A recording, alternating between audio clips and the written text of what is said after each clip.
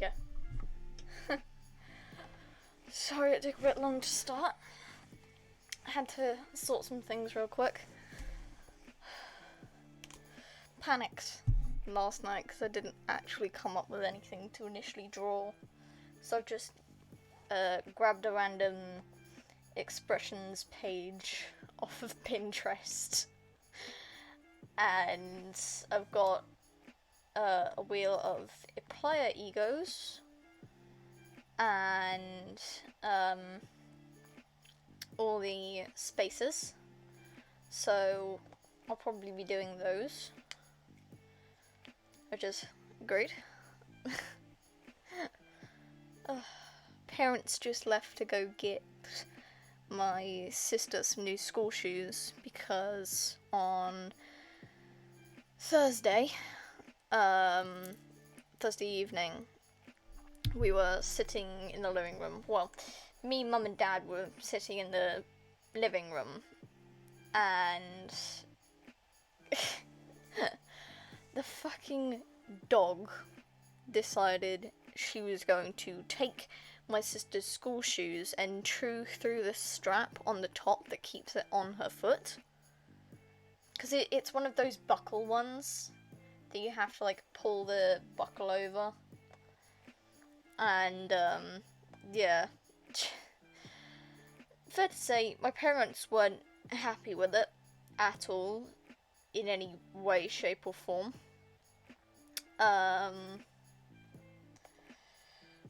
So, yeah.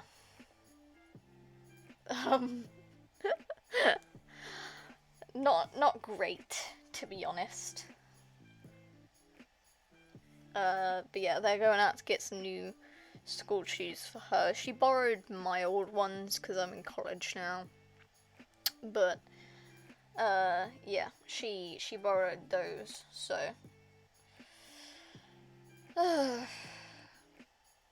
It sucks ass whenever she does this. Whenever the dog, destroys the shit. 'Cause it's expensive, you know? It's expensive. And they were perfectly good shoes as well.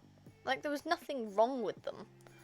They were just chewed by the dog. Oh crap. My fucking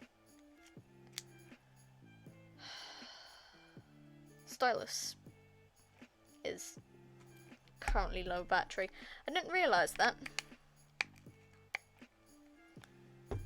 That sucks ass. Just one moment. I'm gonna grab the little charging cable while I chat away.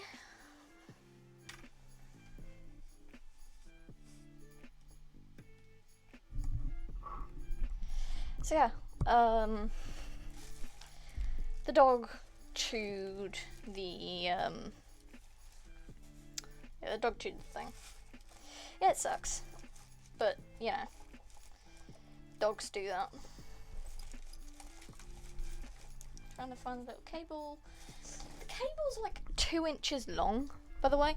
It's like 2 inches. It's nothing. Like, my hand is longer than that. Like, it's half an inch longer than my finger, I think? Middle finger. Yeah, so, like, the actual plug head, which is, like, 2 centimeters big. So, I don't know. It's weird. For now, I'm gonna sit on the... Oh, it's on the ending one. Oop, I forgot the that. Yeah, so forgot about that. I'm gonna sit here. There, this is good. This is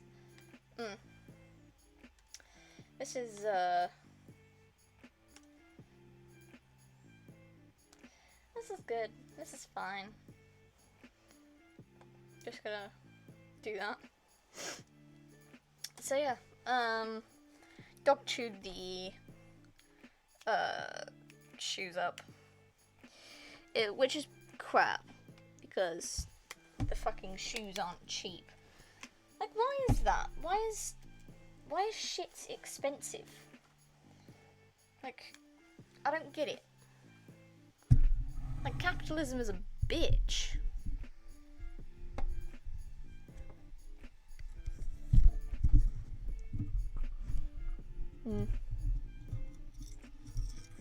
Can you hear that?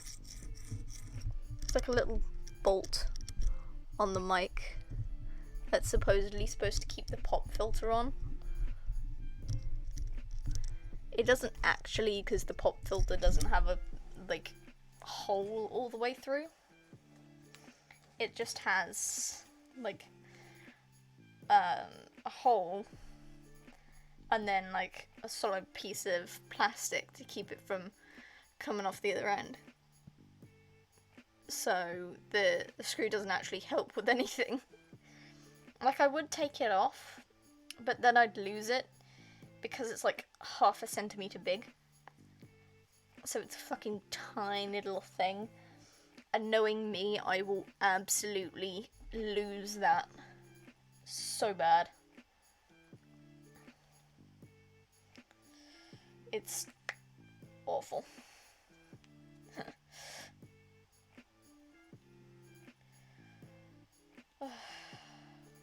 Also, speaking of which, sorry about the stream ending soon thing. I hadn't noticed. I thought I put it on starting soon.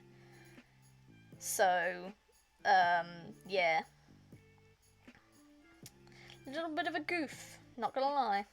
A little bit of a goof. I found an app recently. Found it on Monday. And it's an app called Habitica, which is basically a to-do list kind of app. But it's RPG based. So you have habits, dailies, and to-dos. So habits are things you do every day. So, for example, study or procrastinate, breakfast, lunch, dinner. You know, for me, I have my step count on there. Whether or not I actually complete it. And that's pretty cool. So you have a plus and a minus. If you don't do the thing, you can put a minus, which will take away health and mana if you're high enough level for that, which is level 10. I'm not at the moment, I'm level 6, but basically the plus gives you EXP, which will level you up, obviously. It doesn't heal you, but that's fine. Didn't need that anyway. Dailies are things you have to do every day, or on certain days. You can edit it to be whichever. Like, for one, at the moment, I have one for streaming. So I have it set for every Saturday. I also have, like, a get ready for bed one, and 2 challenges that I picked up, which is making my bed and day check-in. I made my bed anyway. Like, it's literally just picking up the covers and tossing it over so it covers the whole fucking bed. It's not like tucking shit in. But, yeah. I put that on. And then and then to-dos are things you have to do only once. Like, I have my final major project for college, an animatic that I started, which I've completed, like, the intro for, but I haven't done any other shit for it. So I've got those 2 things. Then there's, like, a shop. So every time you press one on, like, the pluses or something, every time you tick something off, it'll give you, like, a small piece of coin. And it won't be a full coin, but after a while it starts adding up. Like, you can't see it there, it just says, like, the full amount of coins. It doesn't say point something something. But the points are still there. So, for example, I currently have 41 coins. I could have 41.59, for example, I don't know. And I wouldn't be able to see that, but next time I get a plus, it's gonna give me more, decimal, I think it was, decimal points, which will then add on to a whole and give me, like, another coin. And with those coins, you can buy armor and stuff for your character. And also, with, like, completing things and getting points and shit, you can actually, can't remember the word for it. Oh, that's it. You get random items, basically. And they go into your items thing. So you can get eggs to hatch pets, and you have to have hatching potions, which are different coloured potions that will correspond to the type of pet you can hatch. So for example, I've got a fox egg and a tiger cub, and I've got a red hatching potion and a shade hatching potion. So for example, the tiger cub, I go for a shade potion with a tiger cub egg. And then I get a shade tiger. So that's pretty cool. I'm currently rocking a a royal purple, I think. Hang on, let me check. Cause it's a rare one. So you have like standard potions and then magic potions. I got a magic potion the other day. So yeah, I got a royal purple tiger cub. It's the only magic potion I've got. I would have put it on a lion cub one if I had got one of those, but I don't, because the lions are more my favourite. But basically you have like the standard pets, which are bear, cactus, I know it sounds fucking stupid, dragon, flying pig, fox, lion cub, panda cub, tiger cub, and wolf. Those are the standard pets. And then you can get mounts of all the same ones. But then you have like a ton, and I mean a fucking ton of like quest pets and wacky ones. I'm not sure how you get the wacky ones, to be honest, but they're still pretty cool. I'm looking at the quest pets. I'll read out some of them that are more bizarre. They've got a griffin, a nudibranch. Is that some sort of ent? They've got a pterodactyl, a rock, saber-toothed, robot, sea serpent, marshmallow, treeling. That's probably an ent. They have a triceratops and a tyrannosaurus rex, a unicorn and a velociraptor, and yarn as well, which is weird, but you know, whatever. But yeah, I've currently got hatched, by the way. I've currently got one dragon, 2 flying pigs, 1 fox, 1 panda, and 1 tiger. Speaking of which, I'm actually going to hatch a shade tiger cub, which is basically just a black tiger with red eyes. And I'm gonna do a red fox, which literally just looks like a normal fox, but instead of orange, it's red. I'm keeping the purple tiger for now. But yeah, in items you get like food. You have to go into like the actual pet and mounts area to be able to feed the thing. You can't just feed it from inventory. But I found yesterday that my tiger likes meat, obviously, and sweets.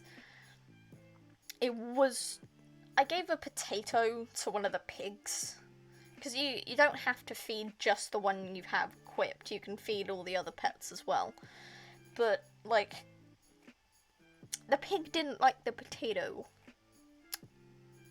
So, yeah. That kind of sucked, to be honest. But, you know, whatever. I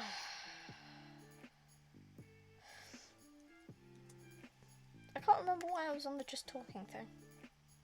Because I had a reason in, like, the back of my head for a reasoning behind this, doing the just chatting thing.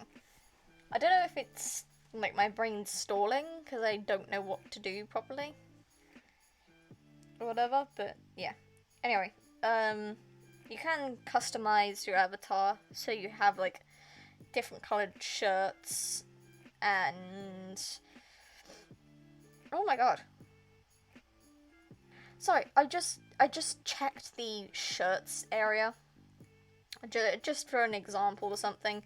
You have 6 basic colours, Jesus Christ.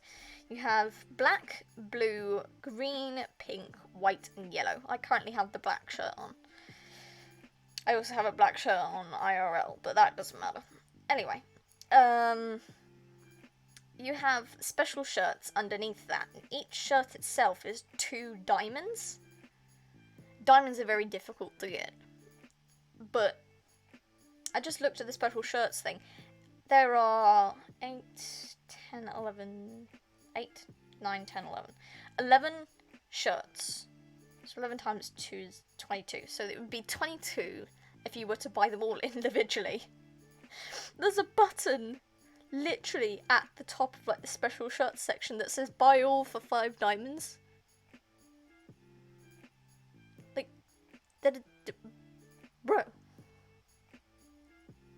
bro, that is 17 less diamonds. That is 17 less diamonds, my guy. Oh my god, I forgot about the skins. You can get, like, rainbow shit, which is really weird. But, which is pride crap, but, you know, don't mind that at all. You can have different hair colours. The bangs, you can't really change that. I think you have to, like, unlock them somewhere else by some other way. But you have, like, 5 different options. You have no, and then 4 different things. And then you can have a choice to have, like, a ponytail or something. But yeah, each set for shit, it's a new amount.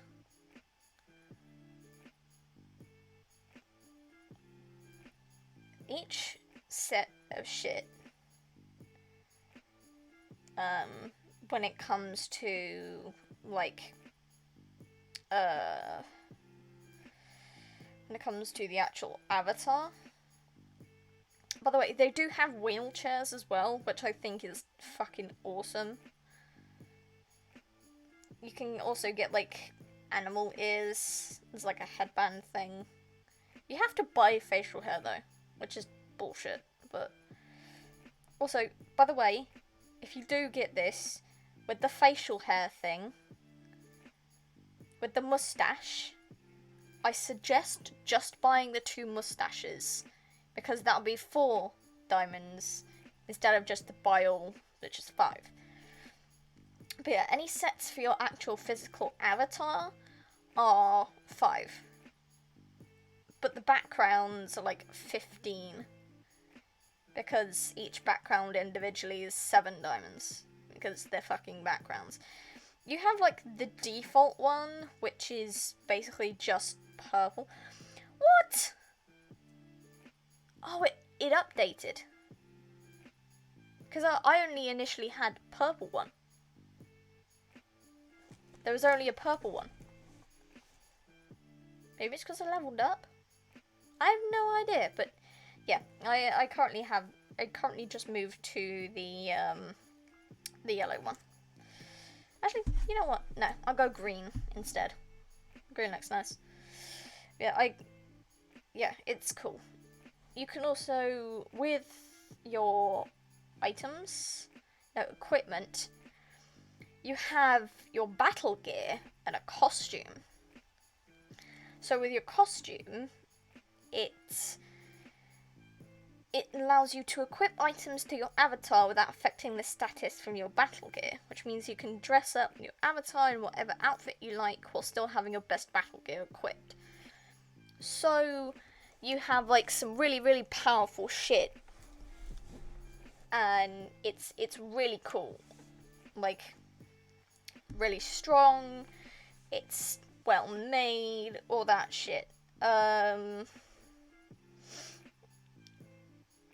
But you have like different, you have certain armors that you like looking wise, so appearance wise, so you select those instead.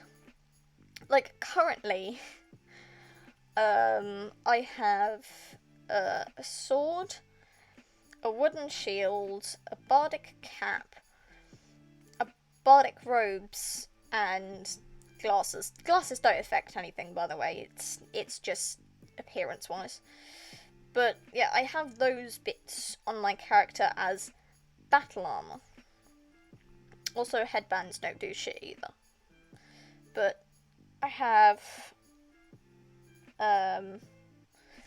those things on my character as battle gear. But on my costume, I only have the glasses and the bardic cap because I think the cap looks cool. It's like a freaking beret, and I love that. So I currently have like just the beret on, and that's all. Oh, I remember why I was stalling. I need 20 Ipliers, but I only have 19.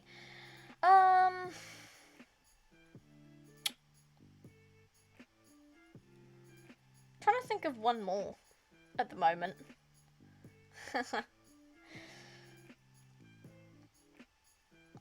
But yeah,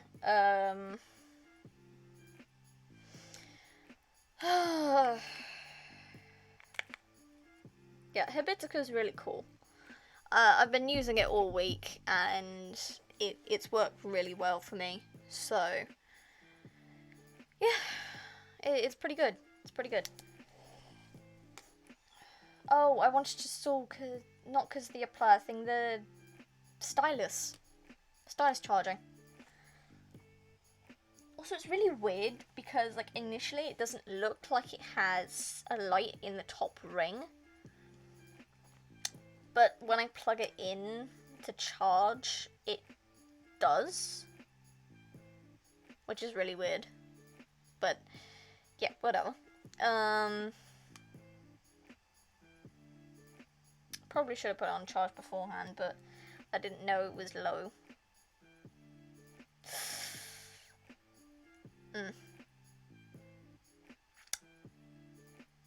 Because it doesn't take that long to charge, or shouldn't take that long to charge, but it lasts for like weeks. So it's good battery wise, but I actually forgot that it needs charging. So, no, not the most responsible thing I've done, I suppose. But yeah, God, my laptop fucking hates me right now. It is like burning hot. I have 1, 2, 3, 4, 5 things. Technically, the internet is one thing, but I have 2 tabs open, one for the egos and one for the spaces. But yeah, I currently have that shit going on. So, yeah, that's cool, I guess. Oh, my partner just got back from the shift. That's cool.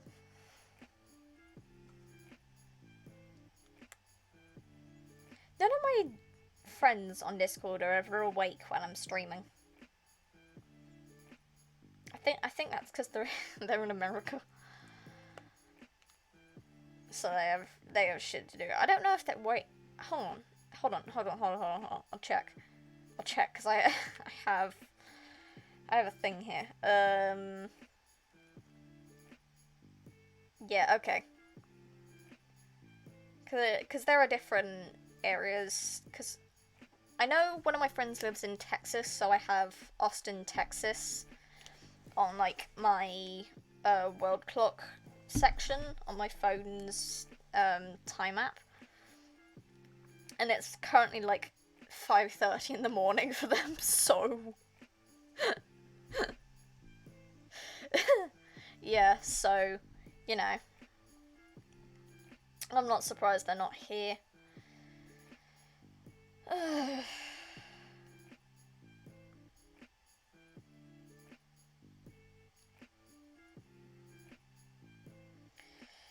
But I've been using Habitica all week, and it really helps.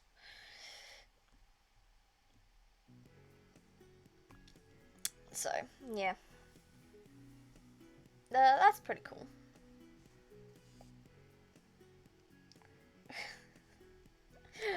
Fucking watch buzzing.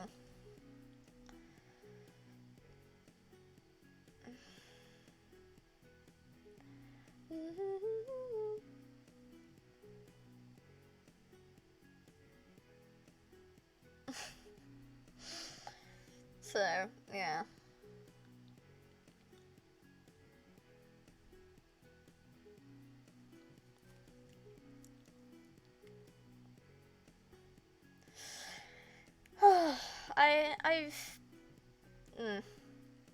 I started Tim's shitty bus idea for my FMP.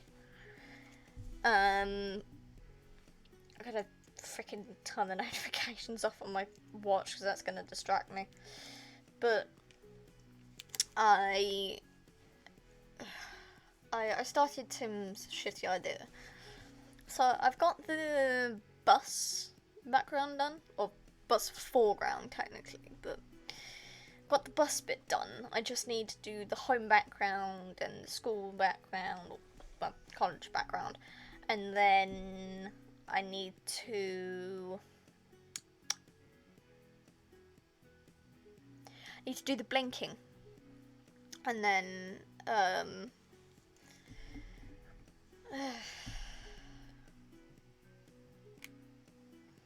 yeah,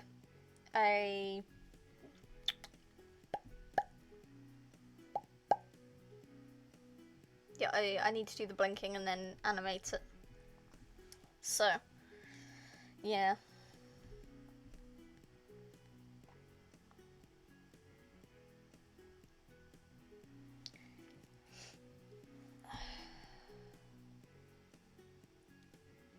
Definitely should have charged it earlier. But like my laptop freaked out yesterday because I was watching a video of someone reacting to the Fruity Pinocchio movie that came out recently. And like I paused it to respond to my partner, and the whole screen just went black. So I responded, then sat up in bed because I was laying down at that point. So I sat up, grabbed my laptop, turned it from tablet mode to laptop mode, and then pressed like every button I fucking could. Nothing happened. So I just like turned it off and on again, which worked. It worked, so it's not like it's stupid, but you know.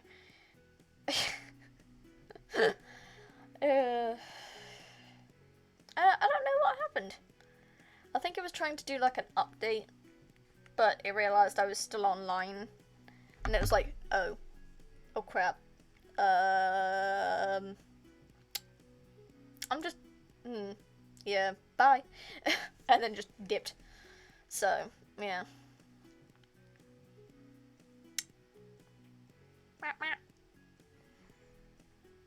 I've been whistle stemming recently, which is really weird, especially when like my dog barks.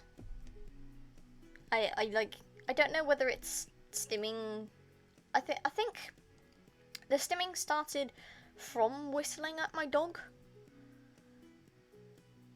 So I started whistling at her to get her to stop barking because she gets so confused about it. So I took that and I started whistling at her.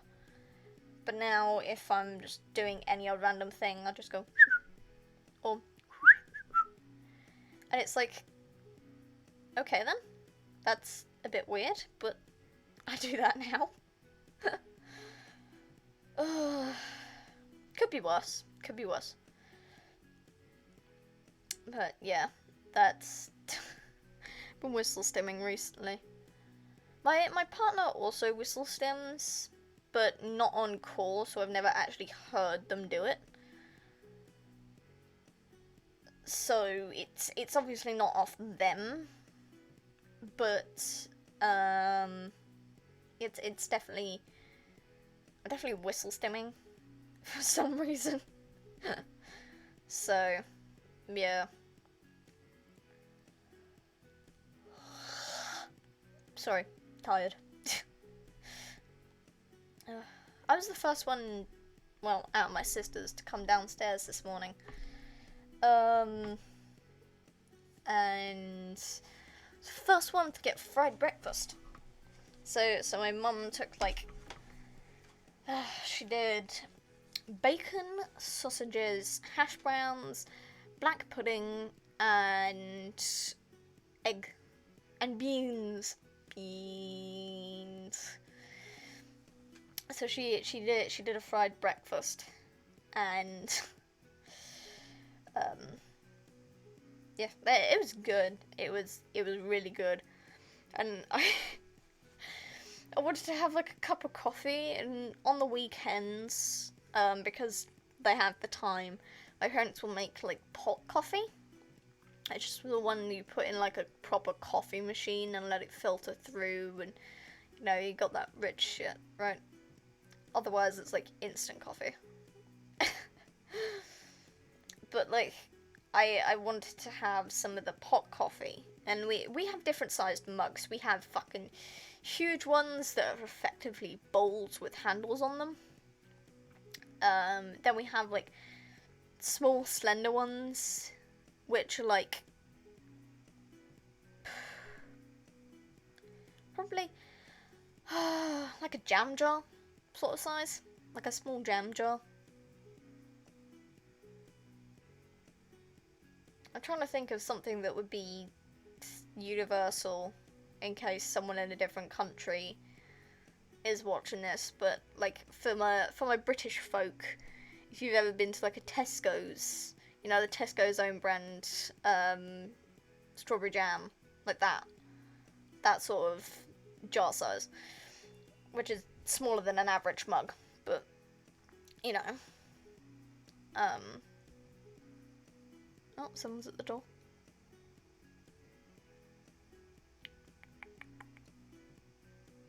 Can't hear anything.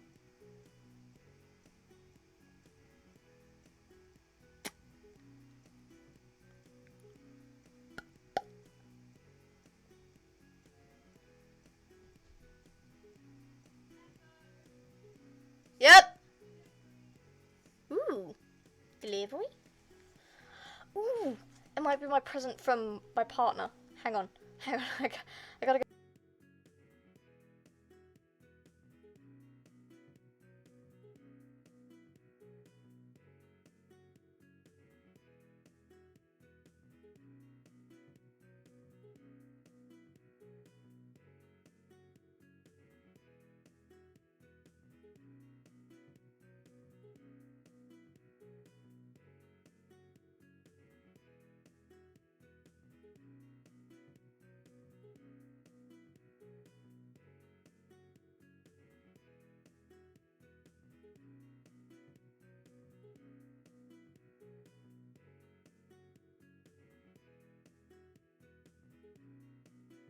Gift. I have a gift.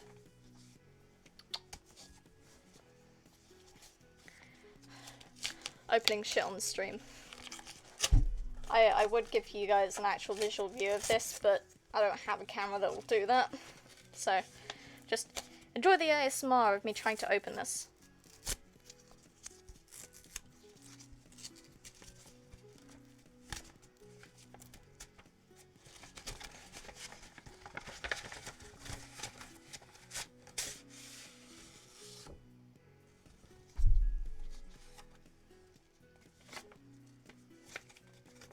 Excusez-moi?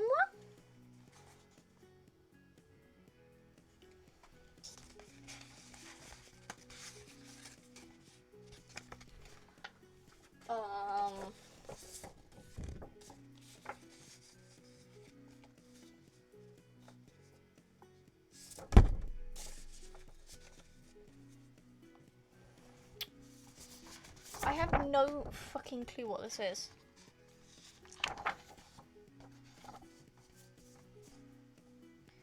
Certify that any examination held in June 2021 achieved.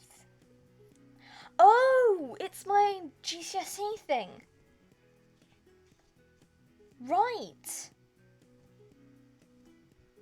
Okay. Yeah, it's my General Certificate of Secondary Education. So it's my,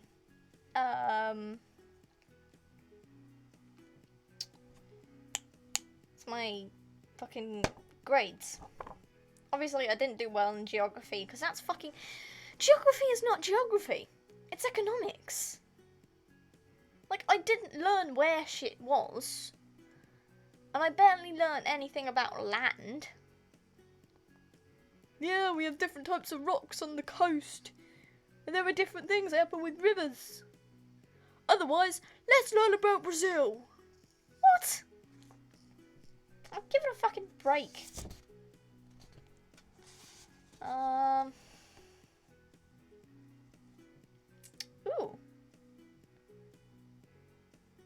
Oh.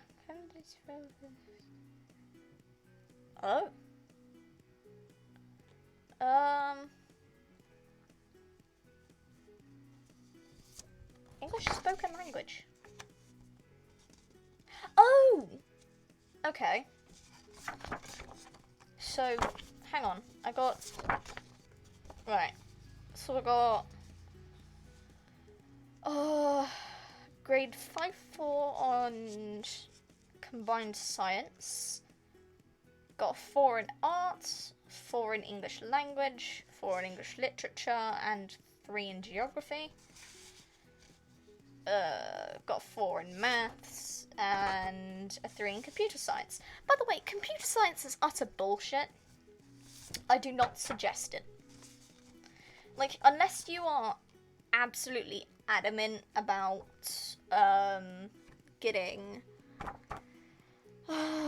yourself a job as a programmer or something, I do not suggest doing computer science, no matter how good you think you are.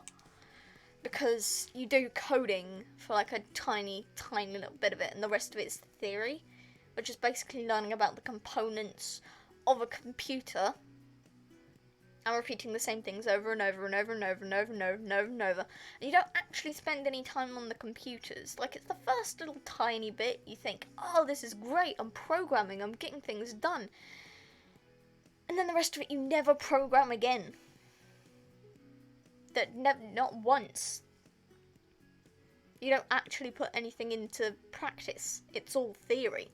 You have to write it down on paper. Like, you don't actually get any time on the computers, which is utter bullshit. It's computer science. You're supposed to be on the computers. So, I don't get it. It bothers me a lot. So, yeah, computer science is bullshit.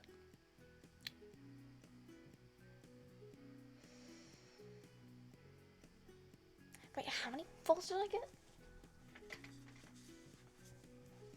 So, I don't know. So I got 1, 2, 3, 4, 5 4s and 2 3s. Technically one of them's a 5-4, but that's because science is a fucking trippy thing. Double award course. I still don't understand what that means.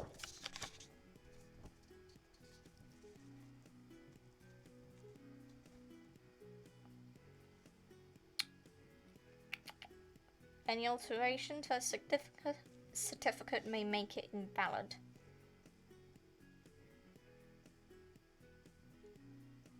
Oh, an altered certificate could constitute a criminal offence. So, if you try to edit your fucking GCSE, GCSE certificate, you could be counted as a fucking criminal. Whether you want to think you're worse, or you try to make yourself look better, either way, you're a fucking criminal. Okay. Hold on. GCSE. General Certificate of Secondary Education. Are you joking? That's what it stands for? I spent my whole secondary school life and most of my college life so far not knowing what GCSE stands for. Like, I knew it was an acronym, just didn't know what for. Holy crap. Okay. Right, okay. Weird. That is so weird. Alright then. Oh, I'm gonna put that down. Because I think my stylus has had enough time charging to actually get something done without it dying. So we're gonna move on to doing art. So I'm gonna move over to a sketchbook. Let's open this puppy up. And there we go. This is what we're doing today. I seriously want E4 for Wilford. I seriously want E4 for Wilford. Like, please give me E4 Wilford. This one. Hold on. This one. Down here. Wilford Warstash, please. So I'm going to lock that. And I'm going to go here. And yeah, I'll keep it on red. Okay, time to choose and apply. What? That's bullshit. Dang it.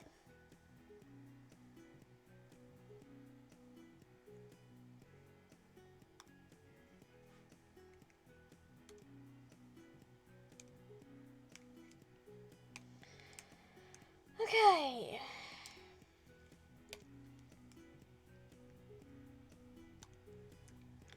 Okay, now I have to rewrite all of it because the fucking thing deleted it. So I have two of them open at the moment. And the crappy little bitch decided it was going to delete all of the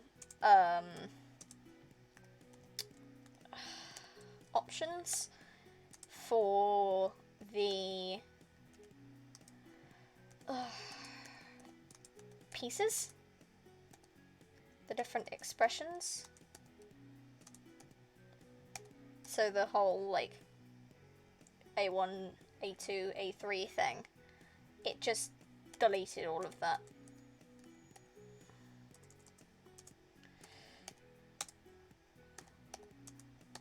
Okay, so I've got these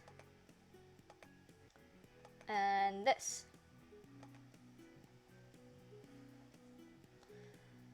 Okay, so we've got Dr. Iplier in D2. So it is this one here. So we're gonna do the little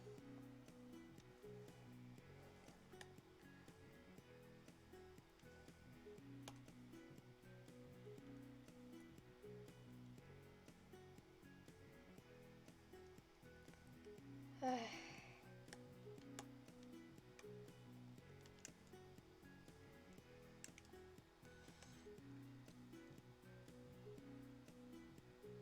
gonna make the eyes bigger because this is mine and I'm allowed to do whatever I want with it.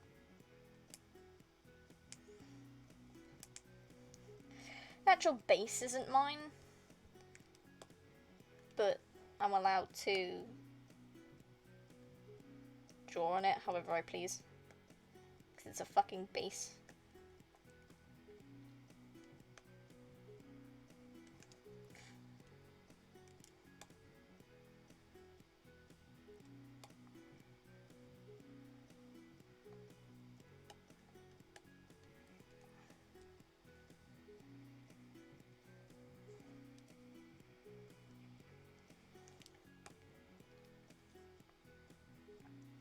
Maybe just the corner.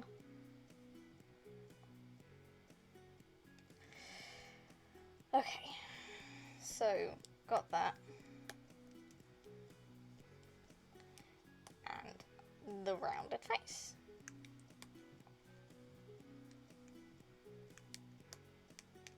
For Christ's sake. I'm gonna turn the frickin' thing down to a 5. The eraser. Because it was on 50. I was doing art the other day. I was making backgrounds for my laptop because I got bored. So I did the laptop thing. I made a cute little nighttime, daytime looking thing.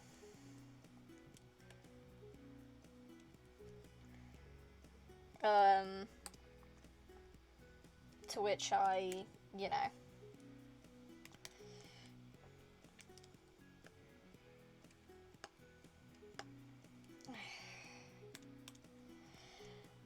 I made a little nighttime daytime thing, and that was pretty cute. I used a couple of stamps that I recently found, because I have like a huge folder of old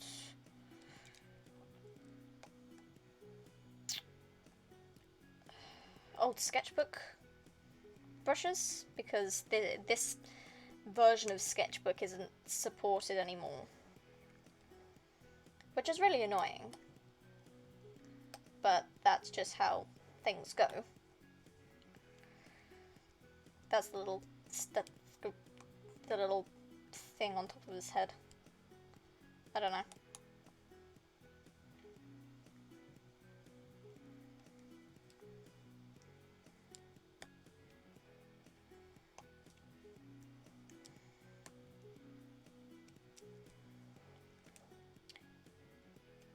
Did anyone like really like Mark when he had like longer hair?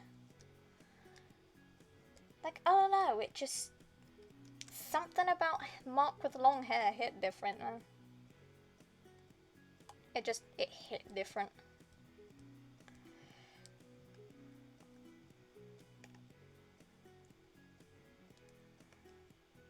You know, if I can't think of like a 20th ego, because I have 19 egos down on the wheel that I'm using to,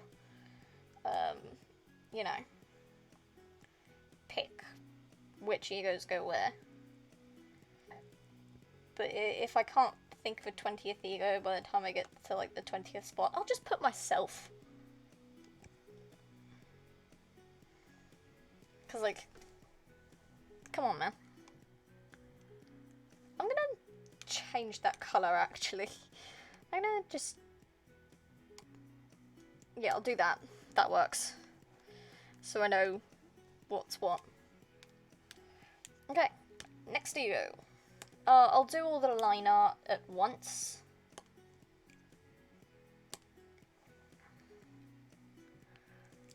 So, let's do that. Oh, actually, hold on. Which What was just that? That was D2.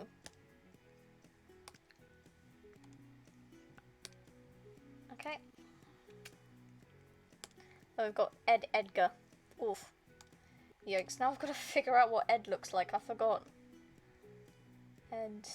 Edgar. Markiplier.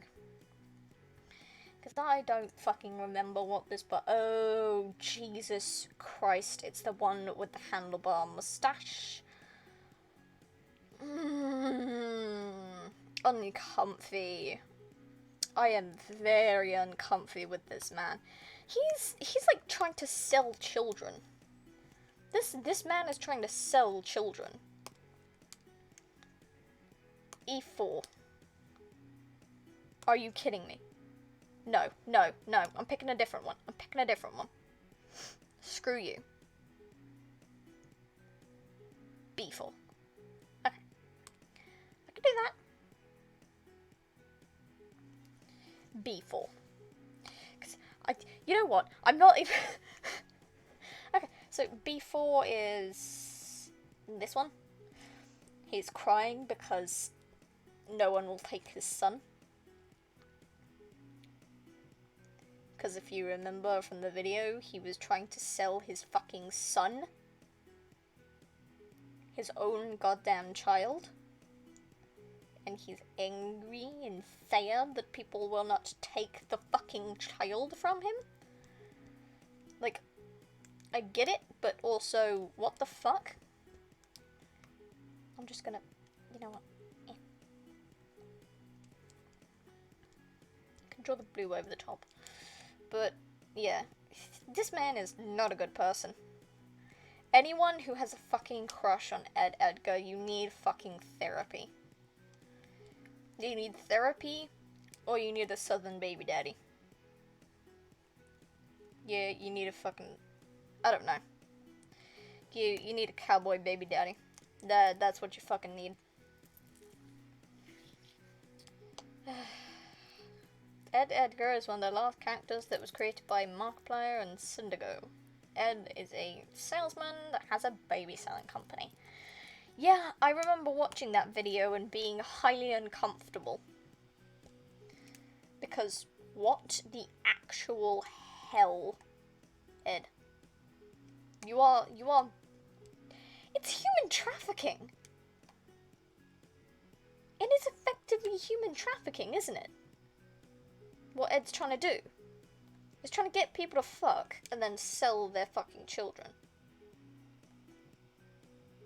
Of course, it'll take 9 months to get you your fucking child, but what the hell?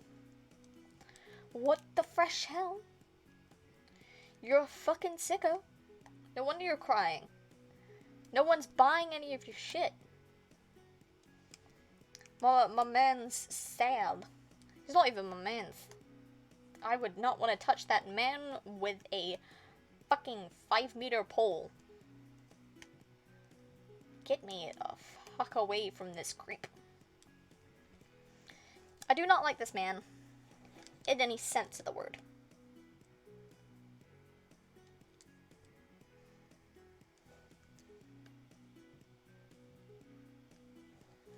There.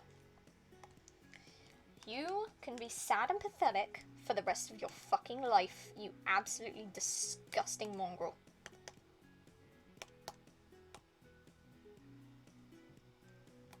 I will also say the same to Actor, and anyone who kins or is in love with Actor, please get therapy, for the love of God.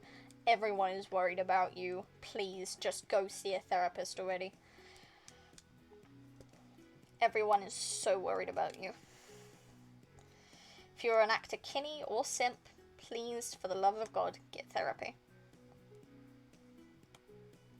No, that does not include myself. I do not like Actor at all. I will fucking murder the man if he comes near me. I swear to fucking God, catch these hands, you bastard.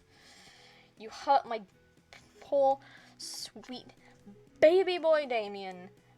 And you expect me to be okay with you? No. You can fight me. You can fight me, motherfucker. come at me, bitch. I don't care if you have some sort of malicious entity that is possessing your corpse. I will fucking fight you. Try me, bitch. Come on, try me, bitch. I dare you. I dare you to fucking try me, bitch. He has, like, fucking aviators on. Like, this fucking bitch, this absolute trash mongrel.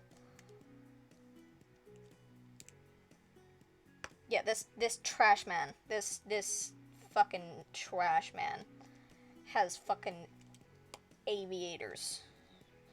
I have no idea how to draw these fucking shades, man.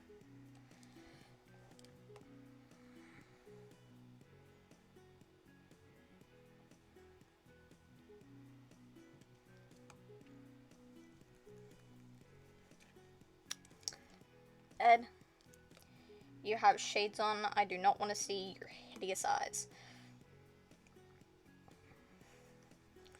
I don't write self-insert shit, but I did like once, where I was hanging out with the Ipliers, and Ed tried flirting, well, quote-unquote flirting with me in said fic, and it was solely, that fic was solely for the purpose of me saying I would fucking kick the shit out of, I will fucking kick the shit out of you if you ever touch me. I swear to fucking God, you creep. Or something along those lines. The ability to both threaten Ed and actor was the purpose of that entire thing. It literally had no other fucking purpose, my guy. This man has fucking sideburns. No wonder you don't have a wife or a life or anyone who fucking loves you. You absolute fucking chav. This man needs a fucking therapist, 'cause he's creepy as hell. What the fuck is wrong with you to be selling children? Yeah, some of them are definitely going to be overlapping.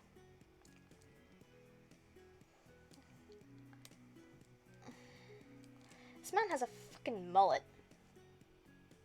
This bitch, this fucking psycho has a goddamn mullet. He also has a fucking handlebar mustache. So, you know. Can't really trust them. I'm not saying you can't trust people with handlebar mustaches, but this is not one of those people that you can trust.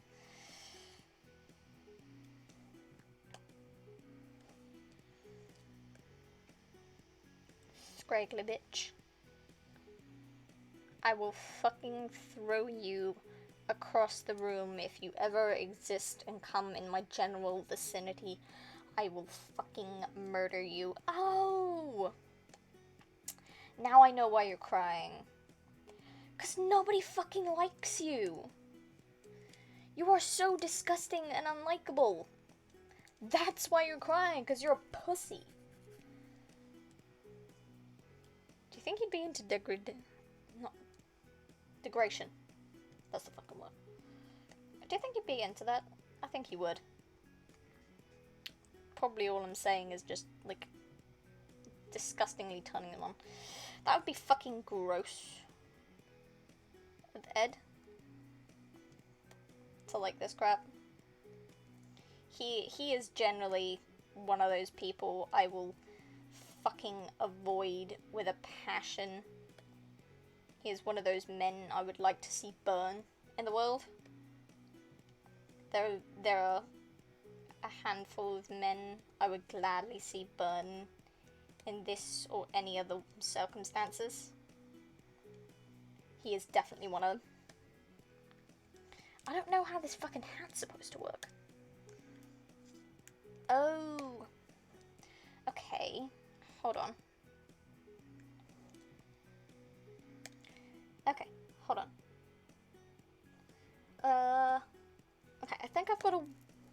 way. Basically, it's just, so we have where the hat sits. Then we have that. Oh my god, what the hell?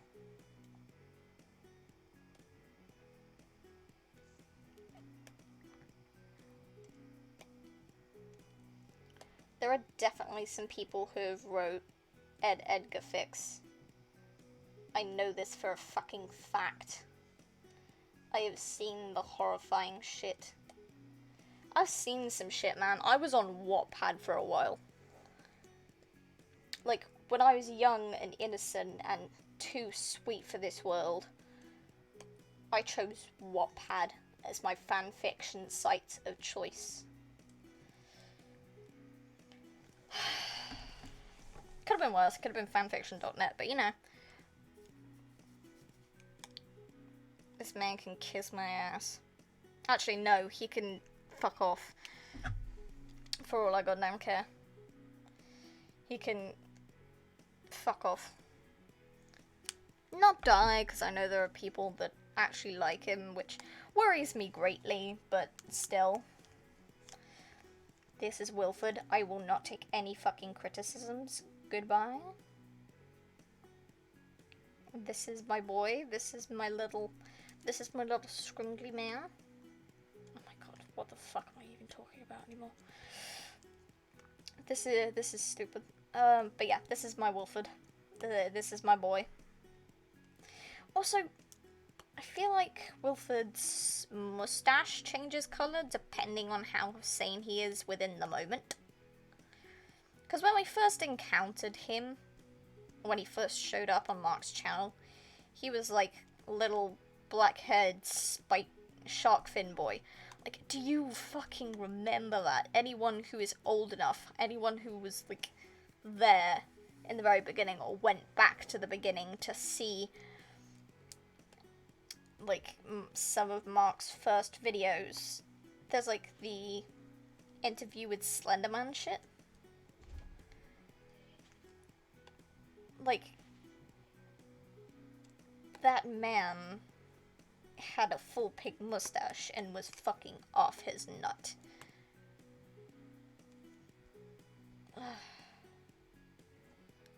Hang on a second. I'm gonna see something. Wilford Wolfstache. Wilford. I fucking type Wilford and the first thing that shows up in the autofill is Wilford Mother-Loving Wolfstache as a film. God, I fucking wish. It's like less than an hour long, my guy. It's a short film, I suppose, in a way. But, Wilford in Markiplier TV.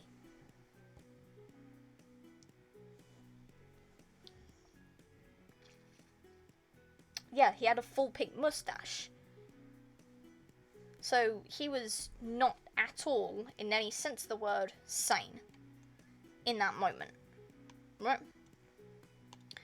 So, okay, so hang on. I gotta check something. Hold on. I've got 3 done. D2. D2's gone. B4. Oh, B4's not gone. Okay. That's what was wrong. Yeah, I'm looking at the wheel at the moment, just for a moment, just to check, but yeah. Had to check Wilford's mustache for some reason, just mentally had to. But the man has a pink mustache in Markiplier TV and is fucking nuts. Because there's like the actual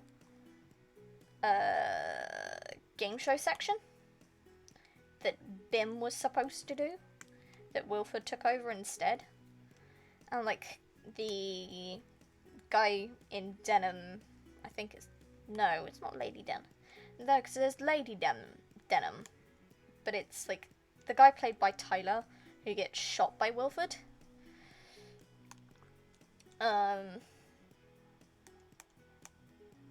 He,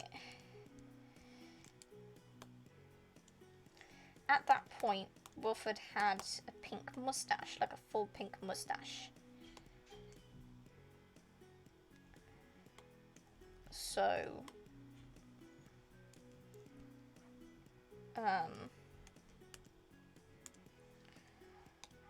he wasn't at all sane in that situation.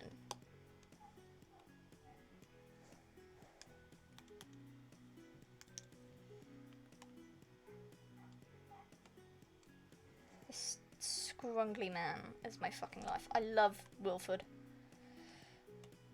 If Illinois hadn't came along, Wilford would still be my favorite. Actually, Wilford and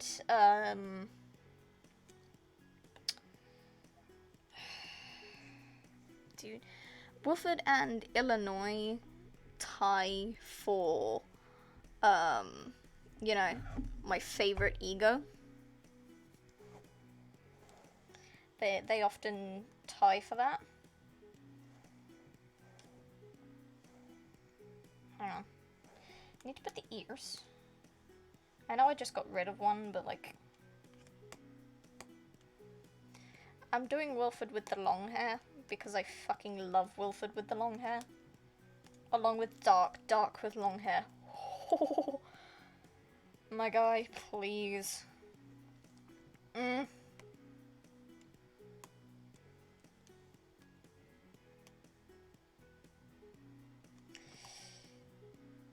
Wilford is sometimes the definition of head empty, no thoughts, and other times he's actually responsible.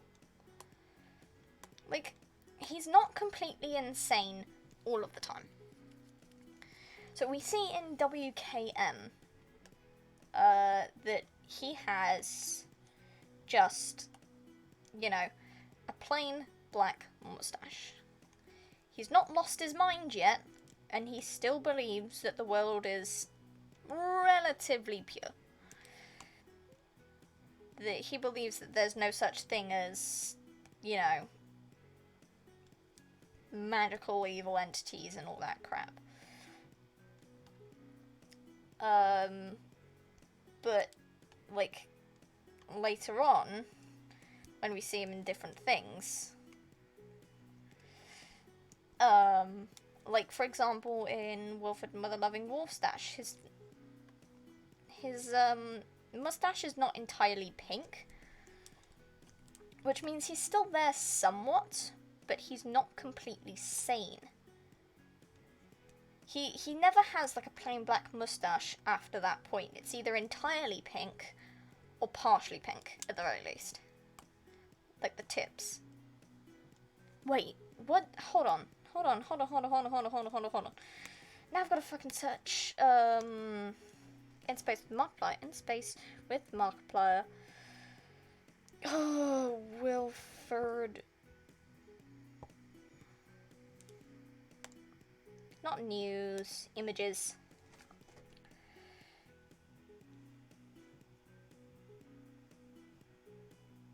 He's like dancing in that.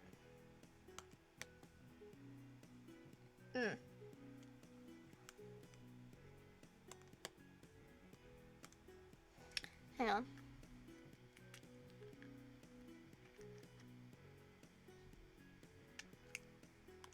I can't see it properly. Okay, found it. No, his mustache is completely black. Okay, that's... Wow, that's weird. Okay, so... Right. So in, like, for example, in Markiplier TV, he's not sane at all. He's not, you know, all there. He's not paying attention to anything. He's just doing his own thing. He's not being himself. Or he is, but not his sane self. And, in Wilfred Mother-Loving Wolfstache, he's slightly maddened because of the situation and because it's Abe. Because Abe is part of his past and he's trying to escape his past. But, like,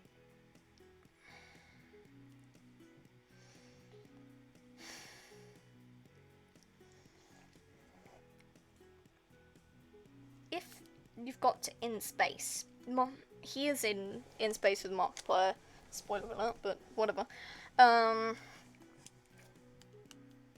Obviously, Wilfred has a fucking cameo in there, why would he not? He's fucking amazing.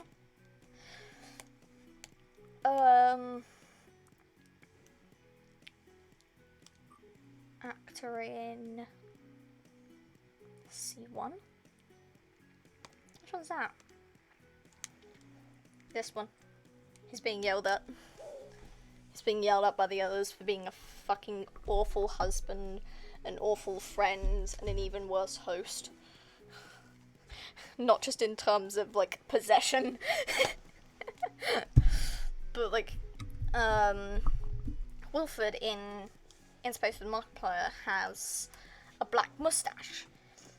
And he's telling you, go, leave, you're not supposed to be here. Go on, go, leave, out, no, out. He's treating you like a fucking dog. He's telling you to go, that you're not supposed to be there. So he is sane. He does know what he's doing. He's telling you to go because it's not safe where he is.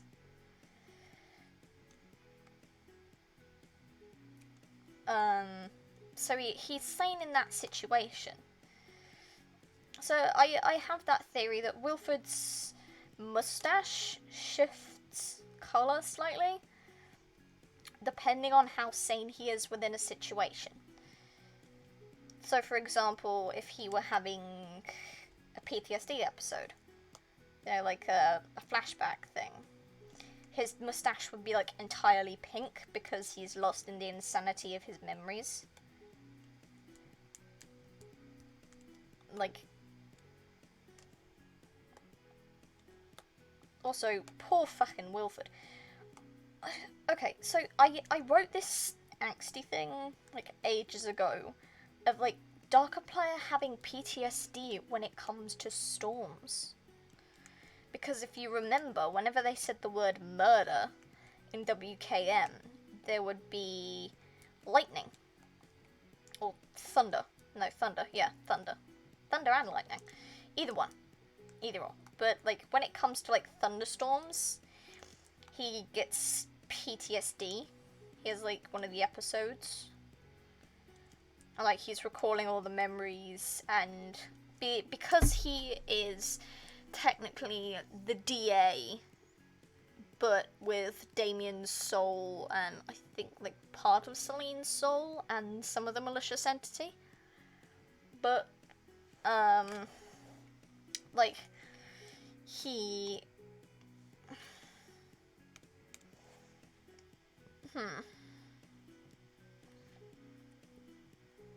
Like, I imagine that perhaps he would, you know,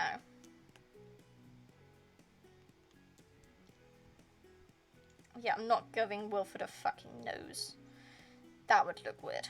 But, yeah, I feel like poor Dark would have PTSD.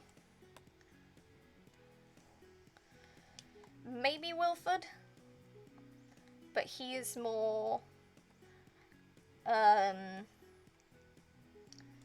it's more people yelling at him that triggers it, I think. In my mind, he's more susceptible to yelling because of the loud arguments that were happening during the whole WKM thing.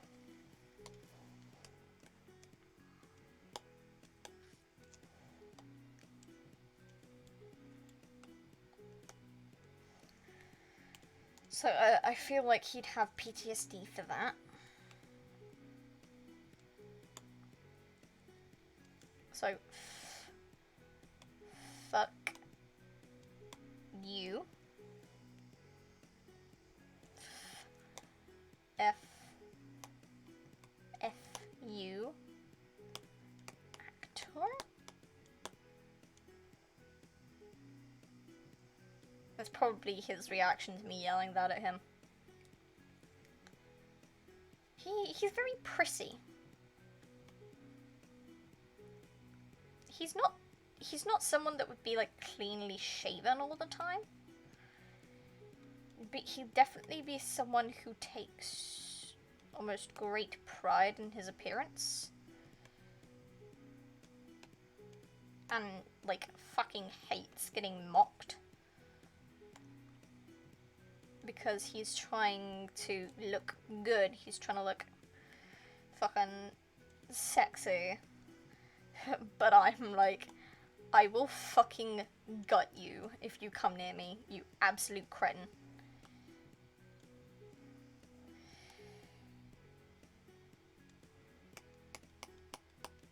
Honestly, he can fucking kiss my ass, but I would rather actor kiss my ass, like, physically.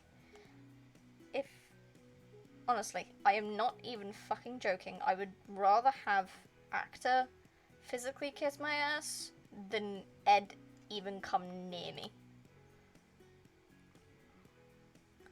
Like, I am not joking. I am actually not joking right now. I would rather have actor physically kiss my ass than have Ed come near me. I really don't like Ed. At all. Like, I knew a small handful of people who actually like actor, but I've never met anyone who genuinely likes Ed. You know? I'm gonna do his little cravat thing here. I'm gonna do a little cravat. Because I feel like this fucking chav wears one. He does, actually. He does. He wears a little cravat. The little white puffy thing under his chin. So that's actor. Okay. So we've done 1, 2, 3, 4. Sounds good.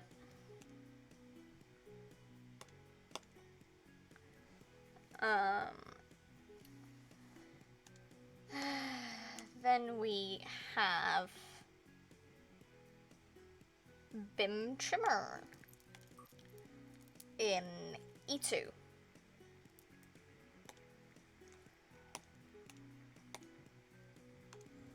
Bim Trimmer in E2. This one. He fucking looks like he would be. This looks like it would be Bim. Like, he's looking, hopefully, at his game show contestant so he can get, like, a fucking burger. Because if any of you have forgotten, if any of you know who Bim Trimmer is, he's a fucking cannibal.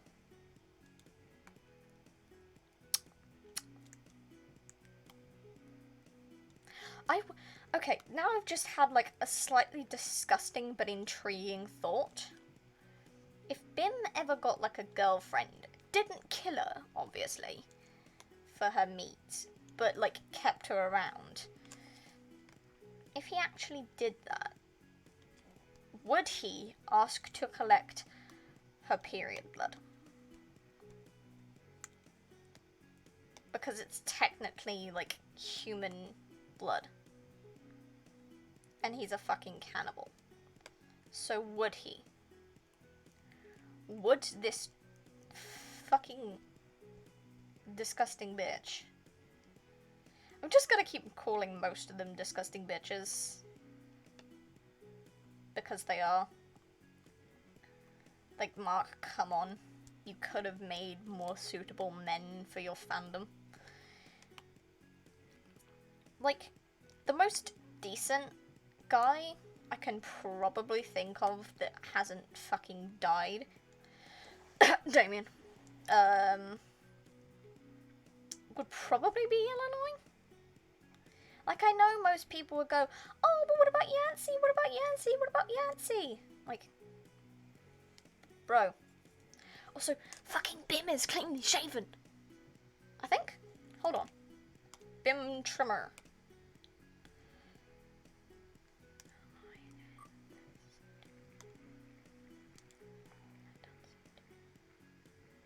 Oh my god. Sorry, I preemptively did this next one.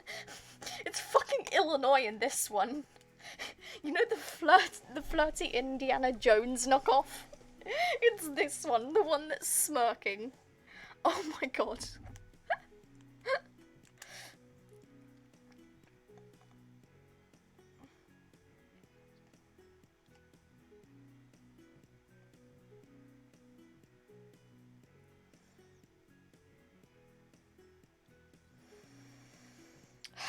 Okay, hold on. I've got to search if Bim Trimmer has a fucking beard or not.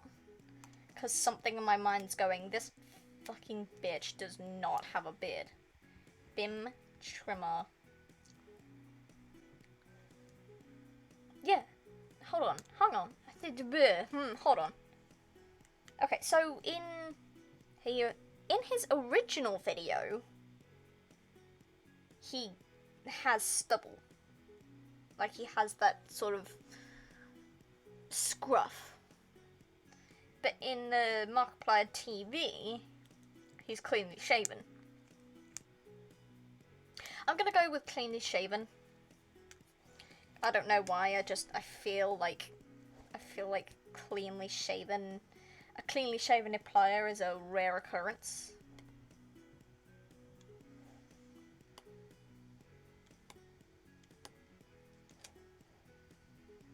I'm gonna move his ear up a bit.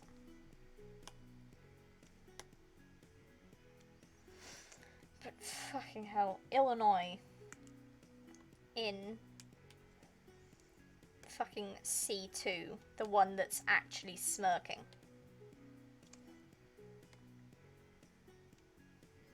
Hold on. Hang on, I gotta do it in a different colour. Let's do it in green. Dark blue, purple. I am going to have to repeat some colours because I don't have that many. Like, I don't have 20 colours here on my fucking palette. But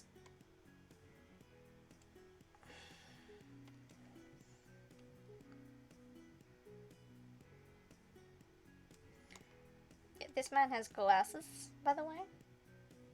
He does have glasses, so I'm drawing on them glasses.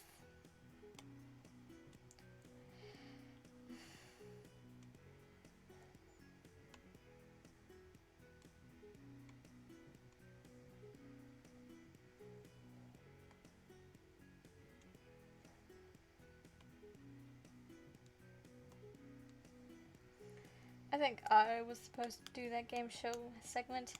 I mean, I'm Bim Trimmer. Like, I'm pretty sure that's what he says. I don't know, I haven't watched it enough times.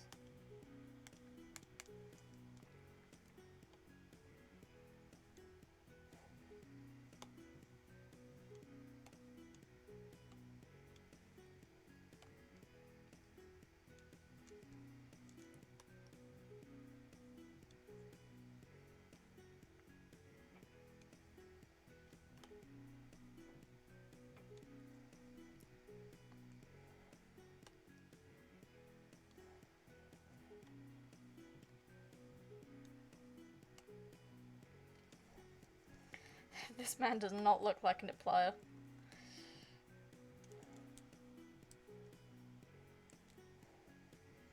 Hang on, I'm gonna do a little quiz. Now he looks a bit more like an Iplier.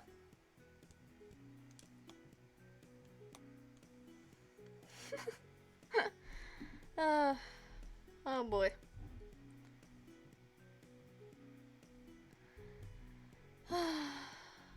If my partner fucking misses Illinois and they then show up, I will absolutely immediately fly over to this smug bastard to show them.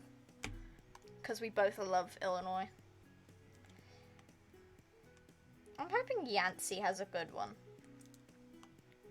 Like, he has, like, a good,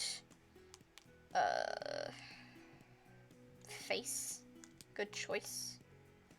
Like, if it's something that's a bit, you know, then I'll probably redo it. Because they're, like...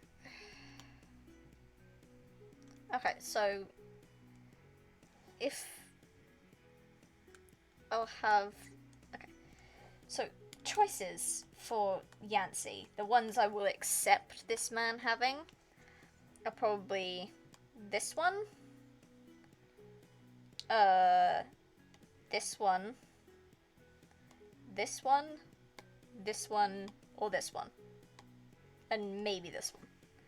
So 1, 2, 3, 4, 5, 6. Any of those ones. Any of those ones, and I will be fine with it. This one seems like it would be Yandere. But I can also imagine Yandere being this one. Or Yancey being that one. Like, telling you to go.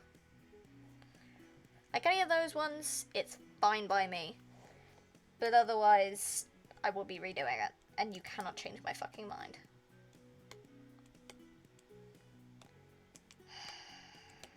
I have drawn this smug bastard way too many times.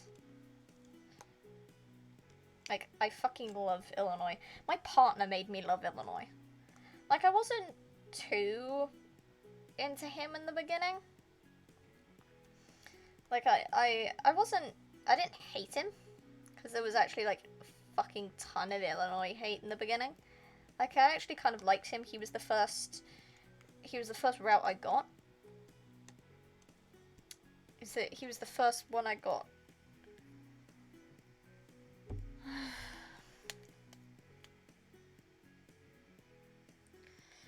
But, like, Illy was the first Iplier I got. The first ending, anyway. That I got when doing a heist with Markiplier.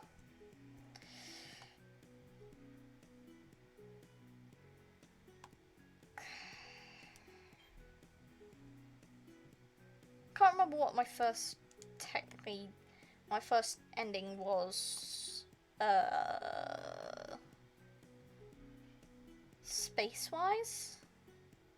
I definitely wrote it down, don't worry, but, like,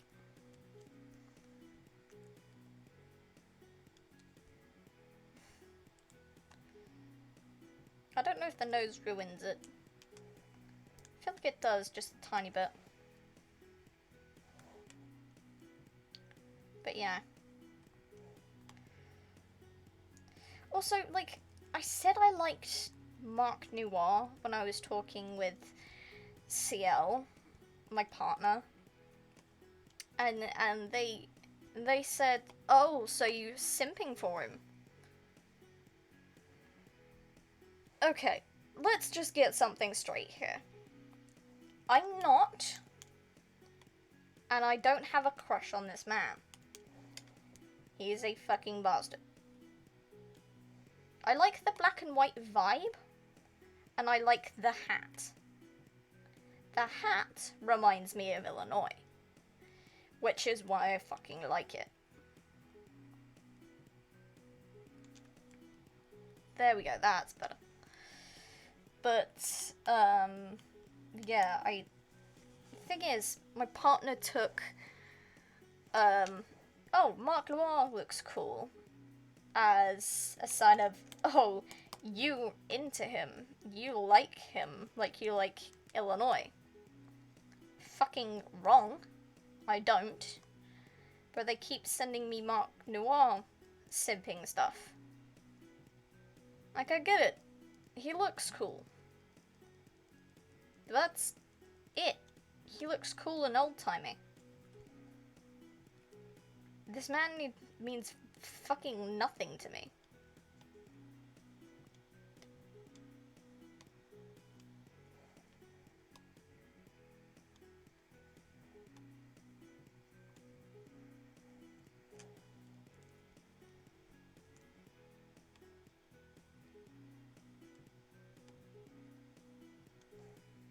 actually do the hair first.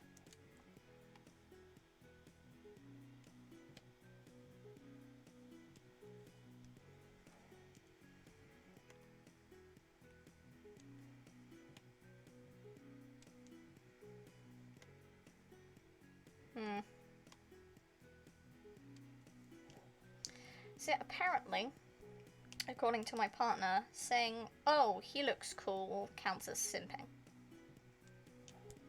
Like, here's the thing. I don't like him. I like his aesthetic. There is a fucking difference. He called me fucking stupid in my run with him. Like, are you joking? You call me fucking stupid? And you expect me to fall in love with you? Sure, let's go with that. Let's pretend that's the case, huh? You'd like that to be the truth, wouldn't you? Fucking bastard. You like that, you whore? You like that, you fucking black and white whore? I will fucking destroy you. I don't like Mark Noir.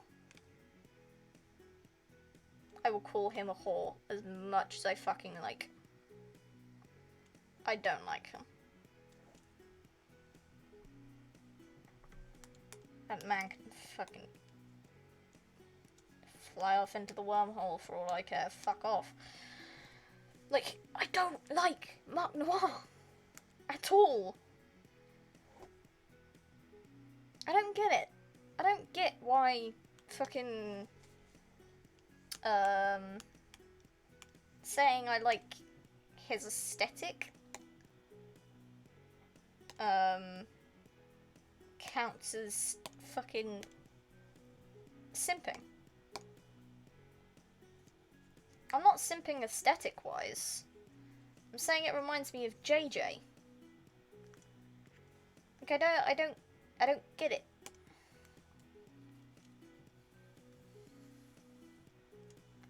It bothers me. Just a tiny bit. So we got Eric in C3. What, my sweet boy with the tiny blanket? No. Something else. Something sweet. Something nice.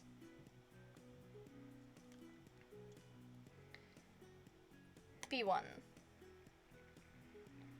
He's not really that type of person. He's more this type. Fuck me. Fine, I'll do it myself.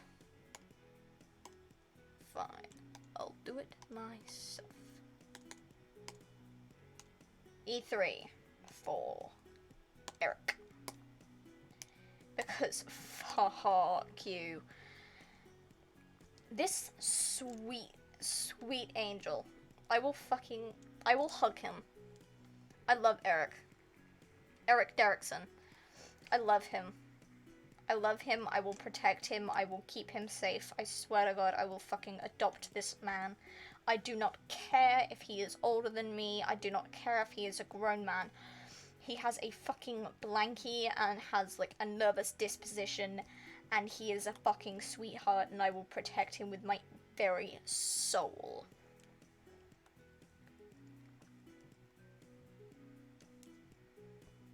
So I have this headcanon. Basically, Mark created the egos, right? And he wasn't intending for them to get this big, but they just are. So if they had like a whole like world to themselves, like a whole second pocket dimension or something, I would like to think that Wilford and Dark are like the old married couple and the dads of the egos. Like, they bicker sometimes, but they try not to get too loud because Dark's aware that Wilford has PTSD and Wilford's aware that he has PTSD, and loud noises tend to trigger them a lot. the sudden loud noises tend to trigger them. Like, shouting isn't too bad, but it's worse for Wilford. Mostly because of his arguments with Celine in the past. They both don't like storms very much, but Wilford didn't like them beforehand. Wasn't too fond of them because he was a safari hunter, remember? When he was the colonel, he was a hunter, and storms and rain meant he couldn't go out hunting. So he's more bitter about storms than afraid of them, but Dark is like PTSD sort of shit. He absolutely hates them with a passion.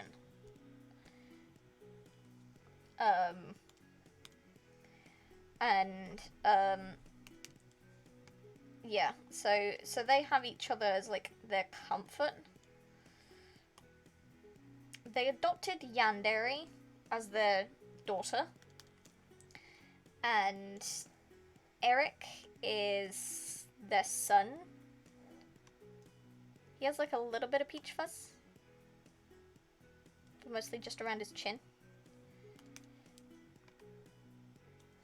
It's very light because he doesn't like having a beard because it reminds him too much of his abusive dad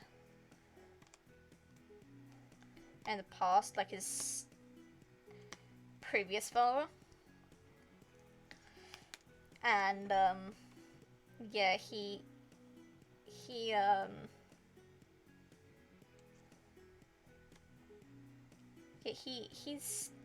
very shy, very sweet individual, Eric. But like, Dark and Wilford adopted Eric after finding out he was abused. And Eric got a sister instead of his masses of brothers. And I remember the little dweeb having glasses, I think. I don't care if he did, I'm keeping it that way. I'm making that part of him.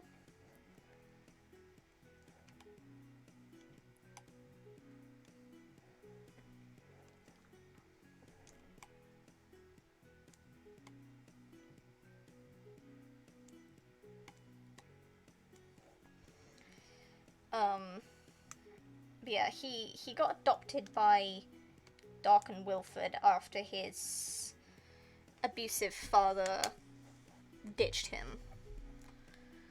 So they have like the little family. And Eric is very well-mannered. He's a very polite individual. He doesn't really understand Yandere's obsession with her senpai, but tries to encourage her to take a more pacifist route to win his heart. Because Eric is not a violent individual. He is a sweet, loving pacifist who just wants, like, some sweet time with somebody who cares about him. He wants somebody to love him, right?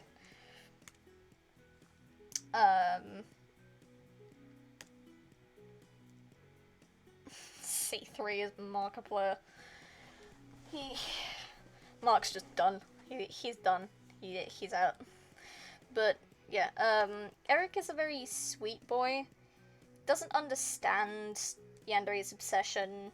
Supports her love, but says maybe don't be too overbearing, and tries to encourage nicer things, like giving him flowers and spending time with him and trying to take an interest in the things that he likes. instead of trying to fucking murder her classmates in an attempt to get him to love only her. And it's worked so far. Like, Yandere took Eric's advice with a pinch of salt.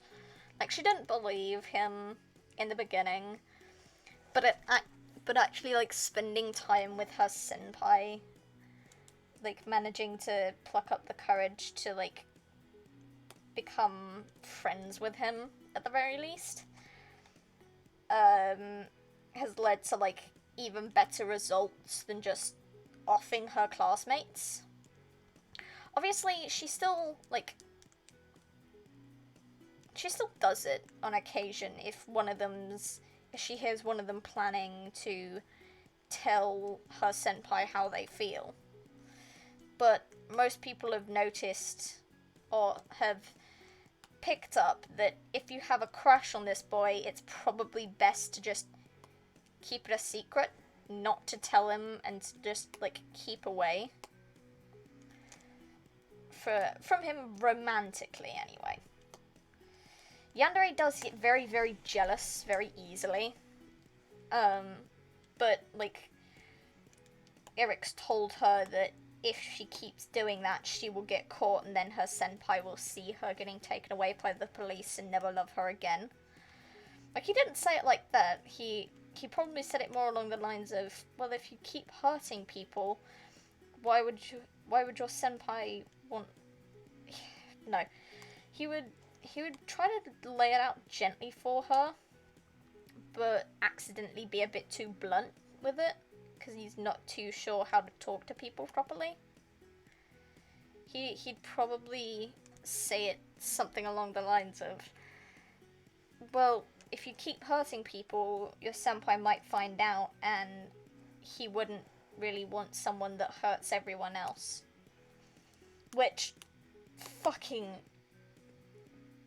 like, that was like a fucking punch to the gut for Yandere. Because Eric had been the one that suggested being nice to her senpai. And he's basically just thrown the reality in her face of, if you keep doing this, if you keep hurting the people around him, he's going to get suspicious and then find out and not love you. And she was fucking devastated when he pointed that out. Like, he was so, like, he was trying to be blunt to, like, get it across to Yandere. But, like, Yandere, she was so taken aback by the bluntness of it that she missed the point the first time around, so when he repeated it, it was an even worse blow than before. And she was, like, absolutely devastated. For like, an entire day, she just locked herself in her room, and, like, Dark and Wilford were, like, calmly trying to get the reason out of Eric behind why Yandere had stopped coming out of her room for the day. Like, she wouldn't even come out for food. She was absolutely gutted. And, like, she really didn't like the fact that he was pointing that out. She didn't talk to Eric for about 3 days. But, like, now I'm just talking as if, like, this canonically happened. It never did, but it's just how my brain is going. This is a fucking story now. I am going to fucking write this. Oh my god, I have to write this at some point. Yes. But anyway, yeah, Yandere wouldn't talk to Eric for about 3 days straight afterwards. Because she was so angry and upset at him for pointing that out. For pointing out that her senpai would not like someone who was attacking others. So after the whole cold shoulder thing, she began asking for his advice again. And she asked, well, if senpai's not gonna like me for making sure no one else has him, what am I gonna do? How am I going to stop people from confessing their feelings to him? And Eric, he's not good at that. He's not good at love. He simply just wants, like, parental attention, positive parental attention, which is why Wilford, like, regularly reads him children's books. Like, Eric is a full-grown man, and they're all aware of that. They're all aware that Eric is full-grown. But he regresses. He can regress quite easily into like he has like age regression. I'm gonna have to figure out how to write age regression because I myself do not have that, so I don't want to make it sound fucking stupid. But like, because people think in age regression, age regressors don't understand adult topics. They do. They've regressed. They've age regressed. They've not completely forgotten what it's like to be a fucking adult, you cretin. But, like,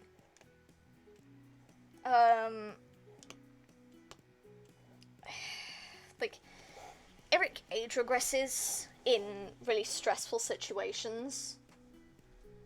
Especially yelling. Like, the family does not yell a lot. The family of four, they don't yell a lot because yelling is a thing for them. Like, Wilford hates yelling because it triggers him to start doing the ringing, the uncomfortable ringing. Yelling will trigger that to start coming up. By the way, this is Bing. Bing's just been yelled at by fucking Google for being a fucking idiot. But,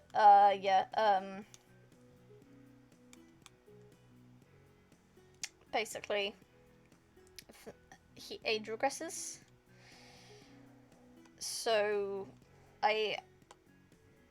Yandere asks him for advice on, okay, so if I can't hurt people and win him over, then what do I do? How do I stop people, flirting with my senpai? How do I get people to stop? And he's very awkward. He doesn't talk to people. Like, he's a very socially awkward and socially anxious person. Yep, Bing's not gonna have facial hair, by the way. Fuck that. Google's having facial hair because he's more mature.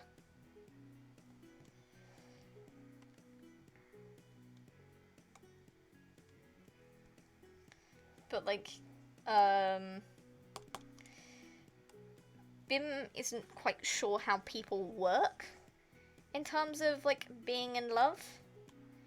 He's very clueless because his definition of love is abuse. But he tries to think on a more positive side from, like, the romance movies he's seen as sort of a coping mechanism. Because he watched romance movies as, like, a coping mechanism because he wasn't shown actual love for, like, a long time. So he's not sure what to do, and his response is, well, maybe you could ask them to stay away from him? And she asks, and, like, Yandere has, like, that light up look in her eyes. She's like, okay, so how do I do that? And he's like, I don't know, maybe just befriend them and then tell them why you need him. And she's so confused about what he's trying to convey. But, like, what he's trying to say is, if someone has a crush on,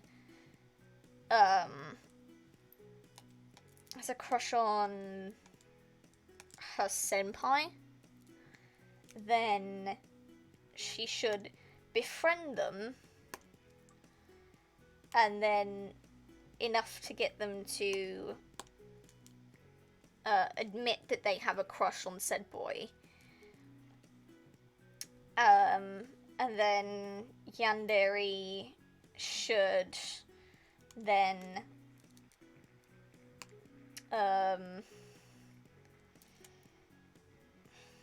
oh crap, this is yandere.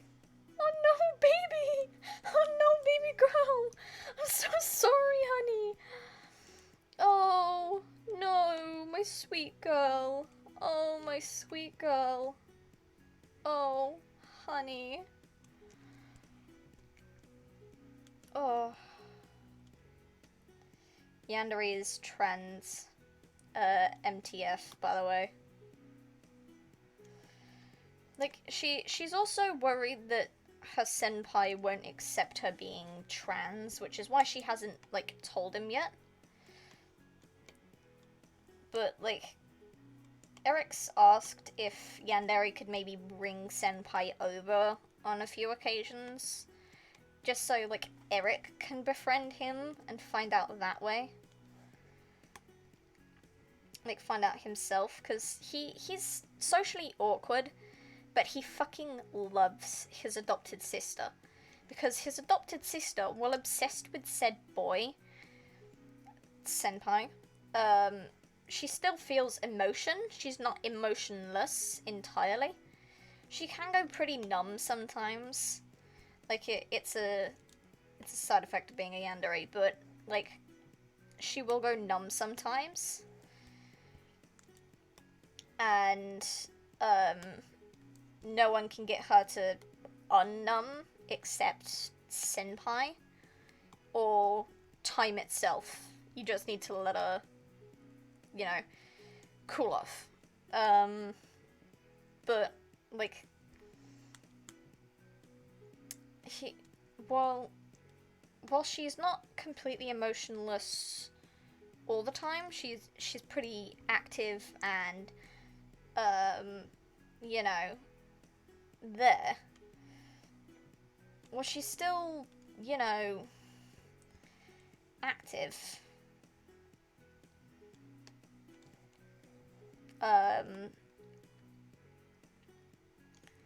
She protects Eric because she loves him as a brother. She loves him as if he were, like, her actual brother. And hates people disrespecting him. Which is why, one time, yandere came home with fucking blood on her. And everyone was asking about...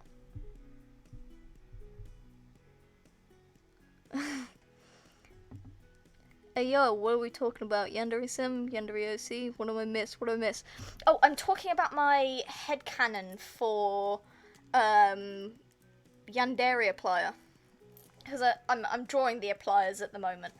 But I'm talking about, like, a whole, like, family-ish AU. I started, like, talking about a headcanon I had for, like,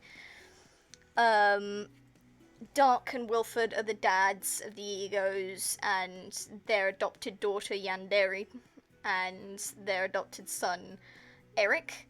So I'm talking about, like, Eric trying to help Yandere with, like, seducing senpai at the moment. But, like, okay, so, anyway, what I was talking about just now was, like, Eric was obviously, like, abused in his past family. He was greatly abused, greatly, mistreated. And, like, that's yandere. But, like, Eric was greatly mistreated by his previous family. So one day, like, yandere comes home with a bunch of blood on her, and Wilfred and Dark just give each other a tired look and go, okay, which one was it now? And yandere just replies with the most proud fucking voice, Eric's ex-dad. And all three of them. So Eric, Wilfred, and Dark all look at her with both horror and amazement, because yandere just went out and fucking murdered Eric's ex, abusive dad. So she does that because she loves her adopted brother. So she loves him greatly. And Eric's trying to help yandere, like, a lot. Because yandere's done so much for him that he's trying to, like, help her get her senpai. So Eric suggests, like, if somebody has a crush on senpai, befriend them until they, like, admit they have a crush on senpai, and then maybe, like, tell them, can you please stay away from him? He means everything to me. I cannot live without him. Physically. I literally cannot live without him. Like, try to explain the situation to them. And hope for the best. And yandere, obviously, is dead-ass skeptical of this suggestion. Like, she is not believing what Eric is saying. Like, the initial befriending of senpai, she was skeptical of that, but it actually worked out really well. So they're friends now, and they're getting closer every day. So yandere's like, okay, I'm skeptical of this one too, but the last one worked out, so I'm going to trust you. I put my faith in you, brother, and I will try this. I will give it a shot and hope this works. And, like, the first time, there is a bit of fumbling, to be honest, because the person's, like, really confused about what she's going on about. Like, oh, you just have an obsession over this boy. And yandere has to come out, not as, like, not as, like, a trans woman, but, like, she tells them that she's a yandere, and she physically cannot live without him, and loves him so much she could not bear to see someone else with him. And then there's, like, that sudden, like, click, that understanding from the other person, and they're like, oh my god, I am so sorry, I didn't know. And then they're, like, really apologetic, because this person, I'm imagining, is just, like, a simple schoolgirl. She has nothing really special about her. She's not fancy or anything. She's a bit of a nerd, but, like, this one's King of the Squirrels, by the way, so I'm just gonna do, like, a butter smear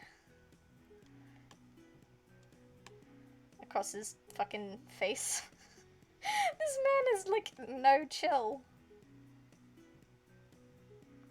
That's all butter, by the way. That's all butter. This fucking man has no chill. But, yeah, like, Yandere is shocked at first to have this person be so apologetic for falling in love with her senpai. But after that point, she's like best friends with this fucking chick from school. And every time someone has like a crush, either Yandere or said girl will try to befriend them. And it works. It works like every time because they act like really, really nice people. But like it works.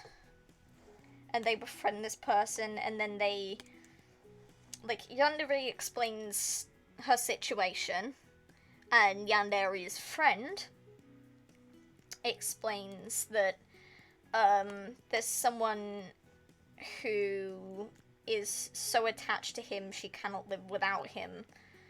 Please don't try to take him away from her. And like 99% of the time they're like, okay, fine, whatever, I have a crush on someone else as well, he's not the only one.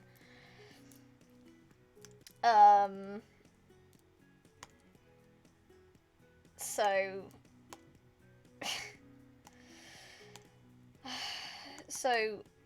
like 99% of the time it works. The whole convincing thing of getting Yandere to convince people that she needs him and that she cannot live without him. And it works like a fucking charm. It really does. But like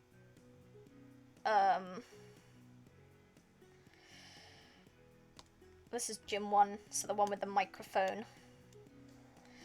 But yeah, like it works 99% of the time. The convincing from Yandere and her friend. And Yandere's friend tends to give like suggestions along with Eric for like ways to seduce Senpai or to get Senpai to like her more. So she tries them and it works really well because like Senpai is in the same school and is in like one or two of the classes of Yandere's friend. So Yandere's friend has also befriended Senpai, but not for the purpose of making him fall in love with her, but for the purpose of gaining info on what he thinks of Yandere outside of the two of them talking. So, like, Yandere has this small, like, support system for, like, getting her senpai. Doc and Wilford, they know it's probably for the best. So they don't interfere. They're actually, you know, quite supportive of their adopted daughter. But, like, Yandere now has this small support system that she uses quite regularly to gain information about her senpai and, you know, get advice. So she has, like, the support system and all that. And, hold on, hang on, I forgot the fucking this on Yandere.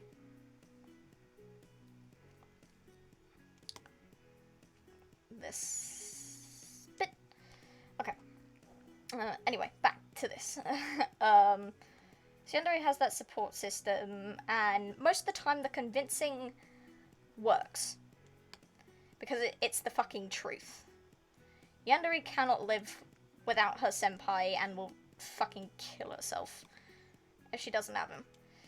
there are, on a few occasions, a few girls that are a bit too snobbish to let it go.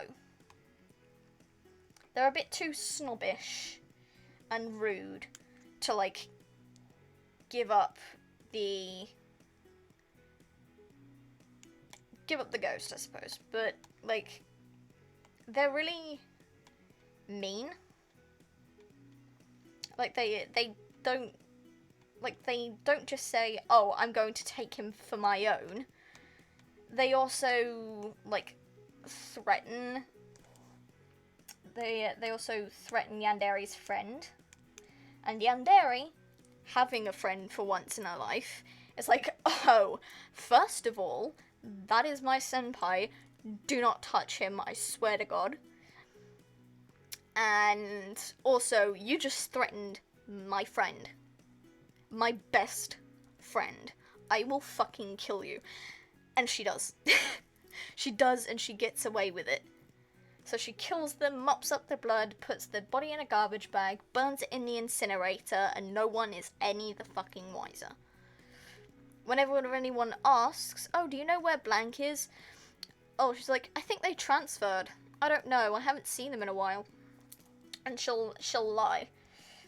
Yandere's friend is also clueless of said violence. Because why would Yandere tell her friend that she's going to go murder the person that basically said, no, senpai's mine? Like, yeah, no. Yandere doesn't tell her friend.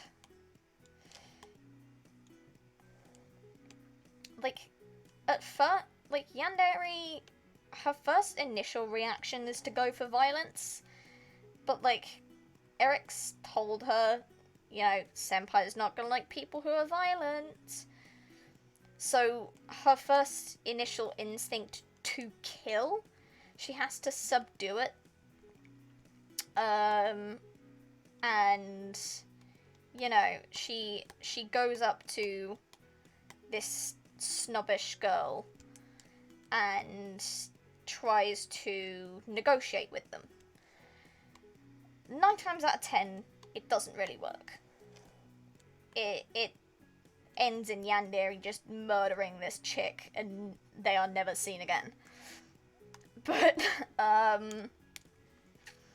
sometimes it does actually work. So, Yandere does the whole convincing thing. It works much of the time. Kill the people who don't actually pay attention. This one is honest. Holy crap. Yes. But, yeah. It works, and, like, senpai, in the meantime, has no fucking clue what Yandere is doing. Not a single thought in that man's brain. He is head empty, no thoughts, just books. He is very much an avid reader, much like Taro in Yandere Sim, since it's, you know, based off Yandere Sim. So, her senpai is very much like the one in Yandere Sim, very much an avid reader, loves books, gets lost in them all the time. And Yandere took an interest in some of the books that he was reading, and they now, like, talk a lot about them, and come up with, like, little theories and stuff. So they're, like, bonding over that in the meantime, when they're together. And after a couple of months of this, Yandere's friend goes and asks, while Yandere is in the toilet, like, the three of them were discussing, like, a recent book they'd all read. And while Yandere is in the toilet, Yandere's friend asks senpai what he thinks of Yandere. And, like, instantly he's, like, blushing and stuttering and being a bit of a dork, and she gets, like, she does that ooh thing of, oh, so you're in love. You know, that thing that your friends do whenever they find out you have a crush on somebody. That really, really annoying, ooh, you have a crush on someone. Like, please stop. But, like, she does that, and which flusters Senpai even more. And she's like, so you do have a crush on her? And he's like, yeah, but don't tell her. So while Yandere's in the bathroom,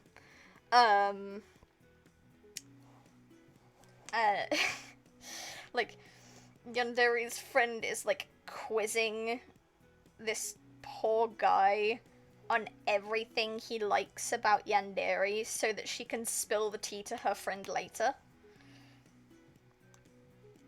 And it's it's fucking funny because he's like so flustered and crap. He's stuttering and blushing and being so awkward about it. And he is definitely, like, absolutely in love with Yandere. It is, like, no joke. He is fucking head over heels for this chick now. Which is fucking brilliant, because that's what Yandere wants. She wants her senpai to love her. And it works. And, so, after school, when Yandere comes back, she's obviously very suspicious, because she knows that her friend has a crush on Senpai, and, she's still very, you know, about leaving her friend alone with Senpai in case she tries to confess her feelings, even though she promised not to. Because, you know, paranoid. It's fine, honey. It's fine. I understand.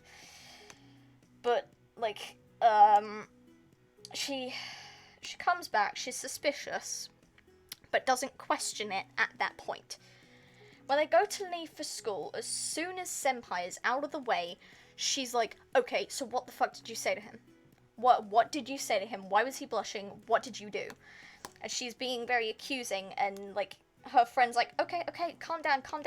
I can explain everything. I swear, I can explain everything. So Yandere's holding back.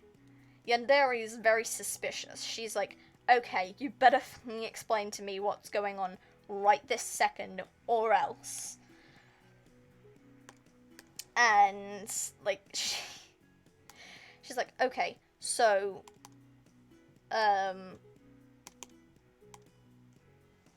she's like, okay, so what did you do? What did you say? What happened? What happened while I was in the toilet? Fucking hell. I got Silver Shepherd. Like the hero Iplier. Can't remember what he looks like now. But anyway, she's really suspicious. And, like, she's suspicious, but Yandere's friend tells her, okay, calm down, I swear, let's go to your place, and I will explain literally everything, and I swear you will be so happy with what I tell you. So, Yandere is she's skeptical. She doesn't believe her friend. It's not that she doesn't think her friend would be lying, but it's like getting her hopes up kind of thing. So they go back to Yandere's place, or, well, you know, Yandere's dorm. 'Cause, like, academy where Yandere goes is a fucking boarding school. So she goes back to the dorm, and they sit in Yandere's room on the bed with snacks and shit, and Yandere's like, okay, so spill the tea, what happened? And so, like, her friend starts eagerly spilling all of the tea about, like, naming every single thing that Yandere's senpai likes about her. And as her friend is explaining, she's getting more and more flustered because she's realizing her friend could not make this up if she tried. So, like, her friend is making this crap up. And her friend's not making it up. But, like, Yandere is getting so flustered. By the end of it, she's, like, beet red. Like, absolutely blushing to the high heavens. And this, like, they have, like, a chat. They try to talk about what they're gonna do. And then Yandere's like, oh my god, I have to tell Eric. And her friends never heard of Eric because, like, Yandere's never mentioned Eric before. So she's like, wait, hold on, who's Eric? Thinking, oh my god, she actually has someone else already. She's like, oh, he's my brother. And, like, her friend is like, whoo! So Yandere was, like, joking, like, oh, you think I would have eyes for anyone else? So they poke fun at that. They then, like... So Yandere calls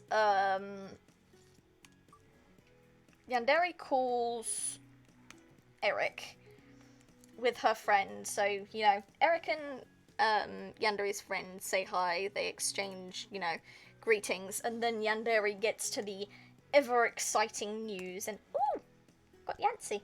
But, like, Yandere gets the ever exciting news of, oh my god, oh my god, oh my god, oh my god, oh my god, what's going on? Why are you saying that? And she's like, Senpai is in love with me! And he, like, for the first time in, like, a while, because Eric's been missing Yandere, because she's away at boarding school, he, like, smiles at her. Like, the biggest, broadest smile that he can manage. Because he is so happy for his sister. And, like, she's absolutely melting at the fact that he's smiling. Because he's such a nervous Nelly all the time that she's not used to seeing him smiling very much. And if he does smile, it tends to be a small or weak smile. So to see him absolutely beaming is like... it's making her cry. Because she's so happy that not only her senpai loves her, but her brother, upon hearing the news, is like grinning from ear to ear. And obviously, like, Wilford and Dark are in the same room because they hear from, like, on the other end of the phone, Eric, why are you smiling like that? What happened? And then, like, the two dads pop into frame because they're, like, FaceTiming. And they pop into frame and they're like, okay, what happened? Eric is smiling so much. What did you say? And Yandere explains the whole thing to them, and then they're grinning as well, and they're all, like, smiling so fucking happily, because Yandere finally got, like, her senpai to love her. So they discuss it for, like, a couple of minutes, and then, like, I'm doing, like, Detective Gumshoe fucking bandages on him right now. But, yeah, he, basically, they all make plans. Like, Yandere explains the situation, and then they start making, like, plans to, like, tell him. So, Yandere's friend suggests, you know, I know you don't believe in the cherry blossom tree, but I suggest it because it's the most romantic place I can think of. And she's like, yeah, okay, I understand, yeah, that sounds good. So Yandere puts a note in Senpai's locker, going, meet me behind the cherry tree on, like, the Friday. So, like, all throughout the week, Yandere is absolutely buzzing because she's going to meet her senpai under the cherry blossom tree, confess her feelings, and they will be together forever. Right? So, like, it's really fucking sweet and really, really cute. Hold on, I've got one, hold on, I've got 1, 2, 3, 4, 5 spaces left. But I've got 1, 2, 3, 4, 5, 6, 7 spaces that on my thing. So, was it one from my auto choose when I chose myself? Oh, yep. I forgot to remove the one for, like, Yancy. So there's that. Then A4's clear. B2 is clear. Any C's? Nope. D1 is clear. D3 is clear, and D4 is clear. So 1, 2, 3, 4, 5. But there are 6 here. D1, D3, D4. D1, D3, D4. B2? B2's... Oh, B3! B3's the one. That's the one that was... Yeah, okay. Alright.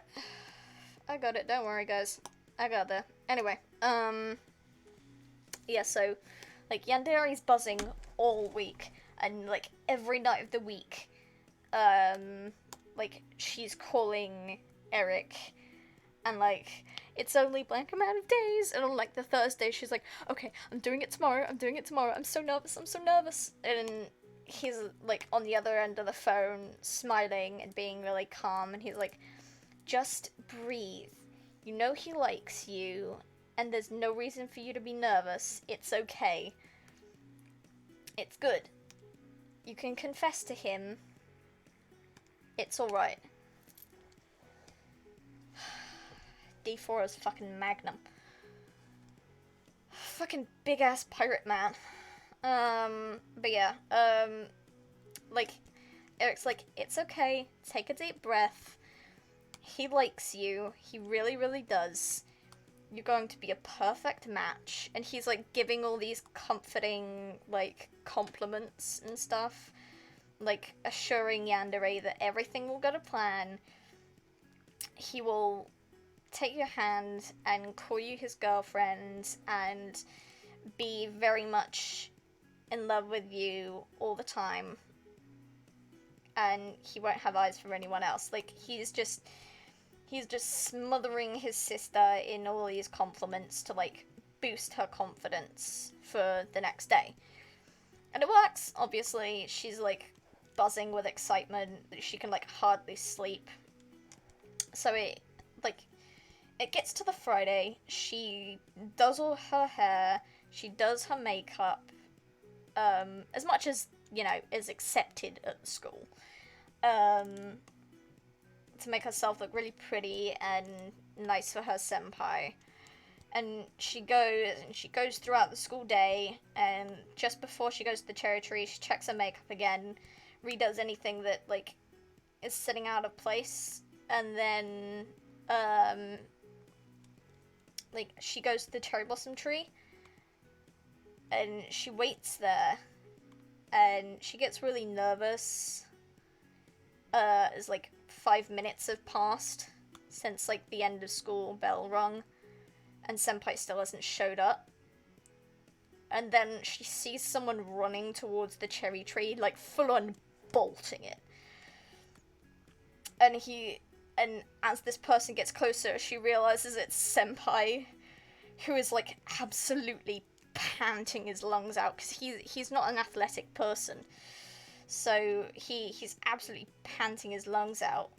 And So he arrives, and he's like, "Oh my god, so sorry. I was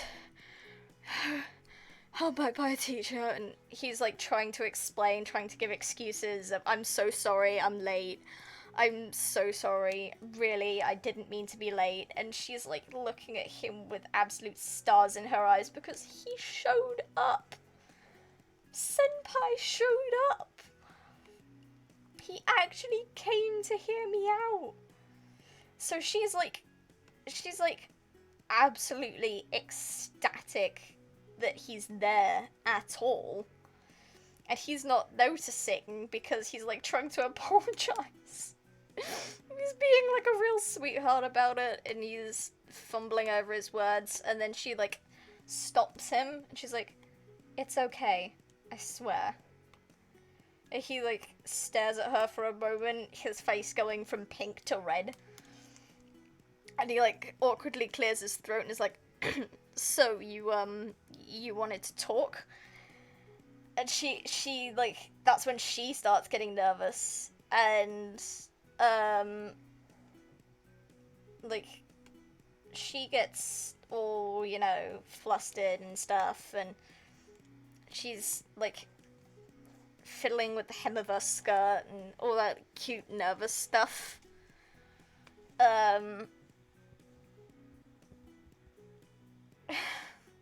So she's being all nervous, but she manages to get out that, "I am in love with you. Will you please go out with me?" And Senpai is fucking stunned.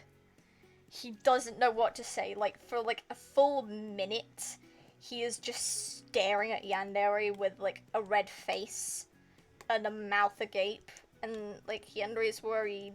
Like, she starts getting worried and nervous. Like, he's not responding. Does he not like me back? Did I say something wrong? And she starts like overthinking it really quickly. And then he like snaps out of it once he notices her being nervous, and he's like, "Oh my god, sorry, it caught me so off guard," because like, and he starts like fumbling over his words again and trying to explain that he likes her too. And like, Yandere is like blushing, they're both blushing, being awkward like school kids, because, you know, school kids. But like, eventually they both manage to get it out into the open that they both like each other, and they start officially dating. So that night, like, Yandere fucking calls Eric in like a hysteric sort of state. She's absolutely like buzzing. She cannot keep herself still. And as soon as like as soon as Eric opens the call and sees Yandere's huge grin and the makeup and everything, he's like, "So I'm guessing it went well." And then she's like, "Oh my god, oh my god, oh my god," and starts like gushing everything that happened. She starts like explaining every little detail, like even down to like the way the cherry blossoms fell around them. Like, she's explaining every little detail, and Eric is patiently sitting there listening to his sister gush about the guy she likes finally asked her out, or they finally got together. And he's like, "I am so happy for you. This is great." And he's being like really supportive. So like, when it comes to like the first holiday where Yandere can return home, Yandere offers to bring Senpai along. And Wilford and Dark are immediately like, "Yes, absolutely, we need to meet this young man that you've been obsessed with for years." So, like, um, so, like, she brings,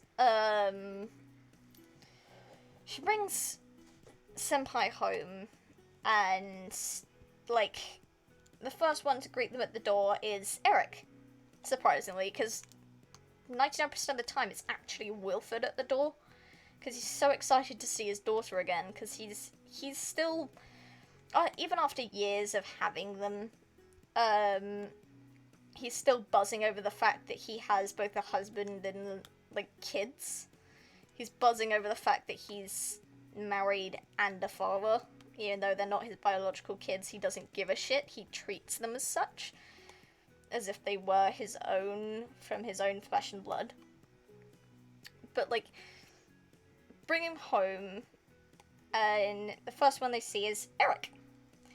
And, like, Eric introduces himself, obviously still being, like, a nervous Nelly, but, like,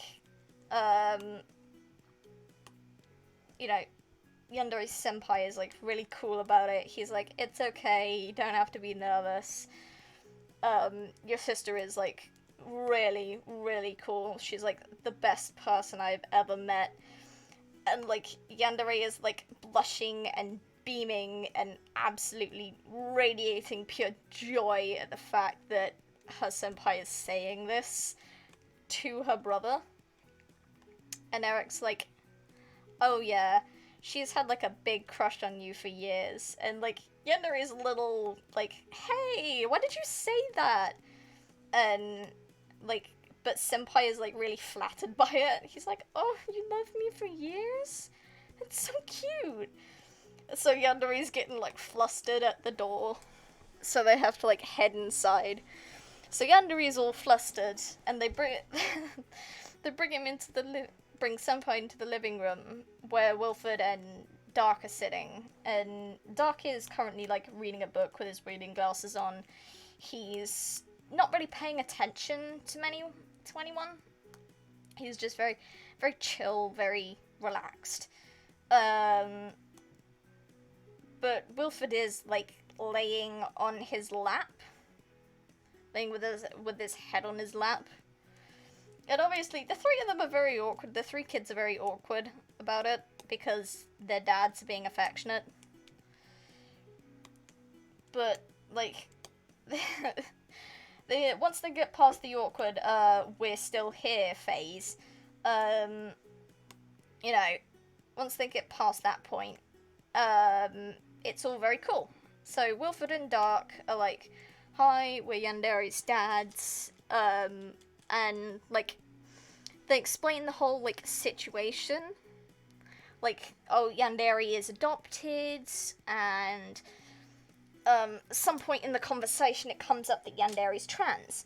Now, Yandere hasn't actually told senpai, but she still dresses very feminine. She shaves regularly and contours to try and make her face look more feminine. Oh, and, like, senpai, without missing a fucking beat, goes, oh, I thought she was just I thought she was naturally a girl.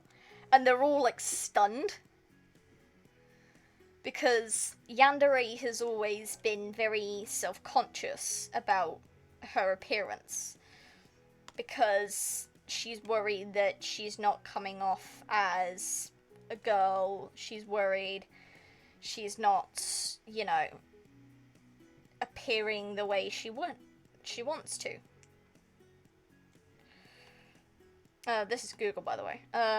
But, like, she's always been very self-conscious. And even after mentioning that Yandere is trans, senpai still uses she/her pronouns. He's not that kind of prick that will, like, misgender his significant other, even before, after, or, like, during the relationship, whenever. He's not one to misgender. He's a very supportive person. So, like, he doesn't ever bring up the trans thing again. he doesn't introduce anyone. He doesn't introduce Yandere as, oh, this is my girlfriend, she's trans. He just says, this is my girlfriend. Never says anything about her being trans, doesn't mention it, doesn't bring it up, just treats her as if she were, like, the natural woman. As you fucking should. So, yeah, so, like, Yandere is absolutely ecstatic that not only is her senpai hers, but also he's supportive and very sweet and is very much an ally. So that was just like a bonus on top of getting senpai. But like, have I not done? I haven't done, because I have 2 more egos that I need to do. So I've got Jim 1, Bim, Mark, Eric, Ed, King of the Squirrels, Silver Shepherd, Yancey, Magnum, Doc, Yandere, Google, Bing, Arnis, Wilford, Dark. Oh, I haven't gone Dark. So Dark and Jim 2. Cameraman Jim. Okay. So, yeah. Whatever. So D1 is gonna be... Which one's closer? I can't tell. But, anyway. Like... So, Yandere is happy with all of it. Everything seems to be going absolutely hunky-dory. Everything's amazing. And everything's pretty amazing for a while, up until, like, someone from Eric's past shows up. Someone who was, like, a friend of his abusive dad. So, that comes up, and he's like, okay, I know you killed him. And Eric's, like, refusing it. I didn't kill him, I didn't touch him, I haven't gone anywhere near him in years, I swear I've done nothing wrong. And the guy's like, okay, you did something. I know. He disappeared ages ago. Where is he? What have you done to him? A1 is... what? D1 is Dark? No. Honey. No. Choose a different one, hun.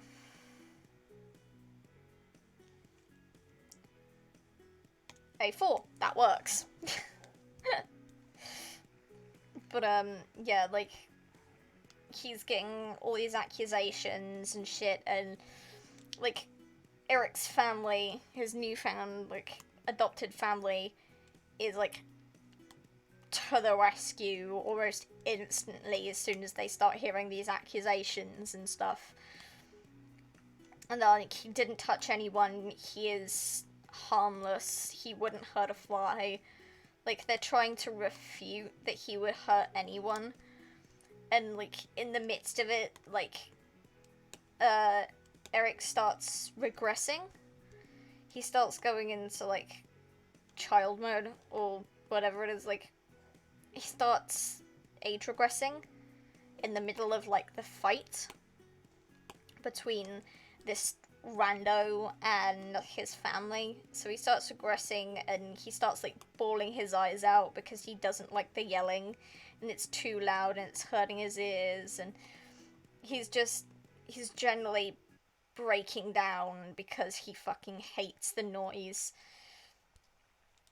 And, like, the guy, like, he doesn't know. Like, Eric's abusive father, he got age regression, like, Eric got age regression from trauma, right? I think that's how it works? I don't know, I'll have to search it up, but, like, he had age regression, before he left, before he managed to escape his abusive father.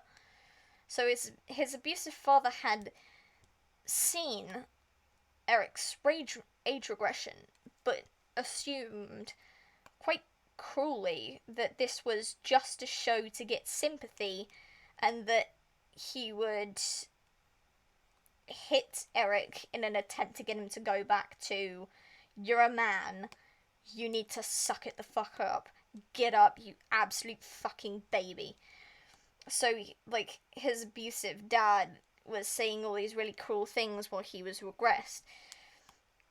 And so the guy who was a friend of his abusive dad says something similar, and Eric fucking screams. He fucking screams because what he's expecting is a hit. He is expecting someone to fucking punch him. And he's screaming and saying, please, no, no, no, no, no, I'm sorry, I'm sorry, I'm sorry. And he's, like, absolutely spiraling while age regressed, and it is not a pretty sight. He is, like, absolutely gone. There is nothing there. He is absolutely lost in his head. He is lost in this, like, PTSD sort of scenario where he's, like, begging for the person to stop hitting him. And, like, Eric's family fucking, like, they fucking go off. Like, Yandere and Wilford take care of, quote unquote, take care of said guy, which literally is, like, taking him away and fucking murdering him. Because how dare you make a sweet, sweet summer child cry? How fucking dare you? So, like, all this happens. Eric, he's still in that mindset. Very, very much still afraid when Dark comes to comfort him. And, like, Dark touches his shoulder and Eric, like, flinches away and starts screaming again. And he's like, please, please, I'm sorry, I'm sorry, I'm sorry, I don't mean to, I don't mean to. I can't control it, I'm sorry, I'm sorry. And he's, like, saying all these things, like, he's apologizing for having trauma. He is apologizing for being abused. And he's, like, saying all of this. And it's, like, he's so upset. He is absolutely sobbing, like, shaking, like, absolutely trembling. He is not in a good headspace at the moment. So, like, Dark runs, like, not even runs, he, like, teleports and gets, like, a weighted blanket and very, very gently puts it around Eric's shoulders and, like, and then, like, teleports to get his little comfort blanket, because if you remember, like, Eric Derrickson had that tiny little blanket, see, like, this little thing, he had the little comfort blanket, so Dark gets that, comes back, very gently places it in Eric's lap, and he, like curls up on the floor, cuddling this thing, while wrapped up in a weighted blanket, and Dark is very, very careful while moving him. He is very slow and very gentle with his movements, as not to startle or trigger,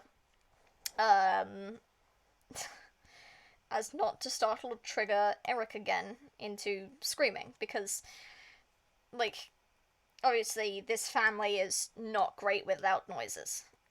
But, like, Dark's trying to, you know, push through his own hatred of loud noises and shit to comfort his adopted son.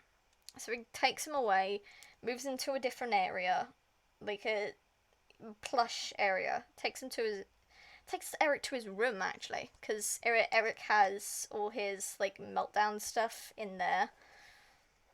So he has, like, all the plushies and the all the stuff that helps him, you know, calm down after having, like, a breakdown, whether in, like, his adult mindset or whether he's age regressed. Either way, it helps.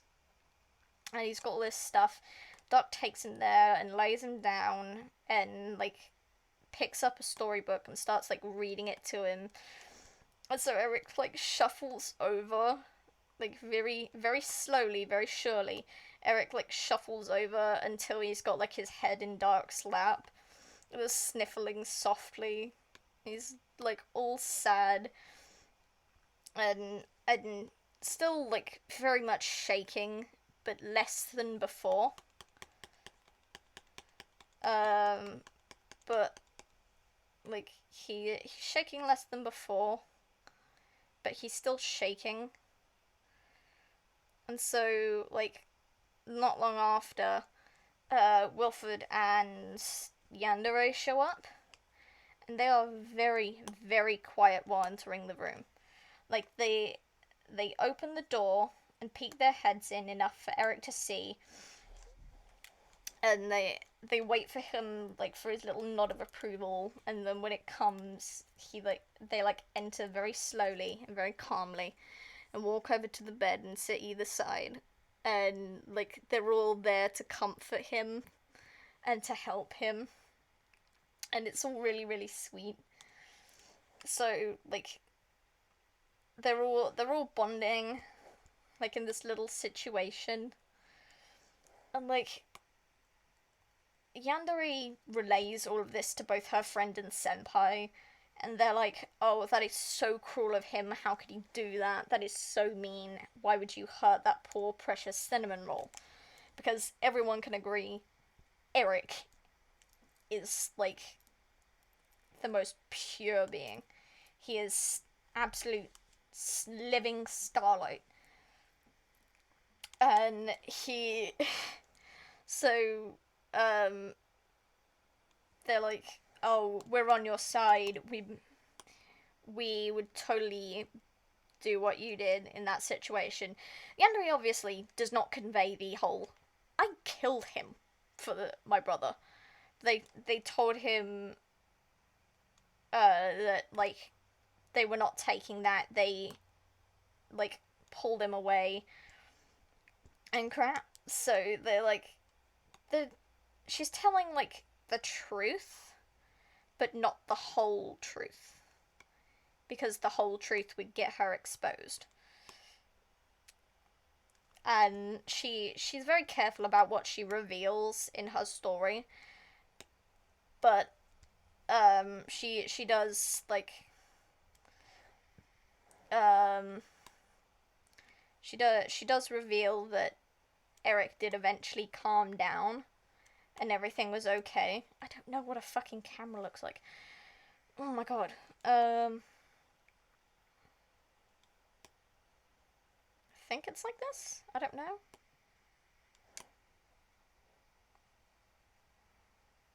I have no idea what a camera is supposed to look like, man. I have absolutely no clue. I'm just doing what I think it would look like. But, yeah, so they calm him down, and then, like, after the whole... This is gonna be me, by the way. But, like, after that whole situation, the family is very careful about letting Eric answer the door. They tell him to like take a look through the peephole, and if it's someone he knows and he knows it's a bad someone, they tell him to go to the living room and don't come out until we tell you. We'll deal with it. Which it hasn't happened since the incident, but they're still cautious about it, because like age regression is not a bad thing for Eric. It's not essentially like awful. It's not the worst thing for him. They know how to deal with it. They know what to do. They know how to comfort him. And they know that it's only temporary and he'll be alright. It's not hurting him when he age regresses. So they're chill with it. They're fine with him age regressing. Obviously, they're still like worried about they're still worried about their very vulnerable family member, but they are a lot more cautious about it. A lot more cautious about him answering the door. But after that point, nobody really comes. No one appears. And, oh my god, how long has the music been off? How long have I been streaming?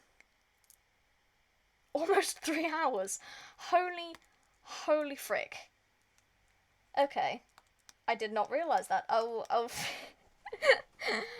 finish this little me. And then I think I'll end it there. But, yeah, like, after that point, everyone's very cautious about Eric answering the door. And he's happy that his family is protecting him. Obviously, he's a little, like, I get it, but could you maybe be a little less dramatic about it? Because, like, there will be a knock on the door, and all three of them will look either straight at Eric or straight at the door. And then, like, look at each other like, oh god, what do we do? Like, it's fine, man. Stop panicking. It's not that bad. It's not that bad. But, like, Eric's like, please chill. It's just the door. And they're all like, but last time. And he's like, it's not gonna happen again, I swear. But they're all still cautious about it. Because, sweet baby boy cannot be hurt again. They will not allow anyone to hurt sweet Eric. They are, like, absolutely protective CEOs. Yeah, they are CEOs of protective over Eric. Especially after that incident. Anyway, I might write that up. I'm gonna write that down, all of that. I'm gonna write all of that down, and then possibly make it into an AO3 story. But, anyway.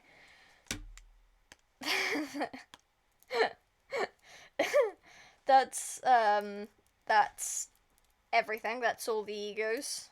All the ones I can remember. 19 and then myself up in the D1. But, like, still, I loved it. Anyway, gonna end the stream here. I will see you guys in the next stream. Yeah. Hopefully you all have a nice weekend. Because it's like 2 p.m. Saturday for me. And I've been streaming for 3 hours straight, so yeah. Anyway, I hope you all have a good day, good weekend, good week.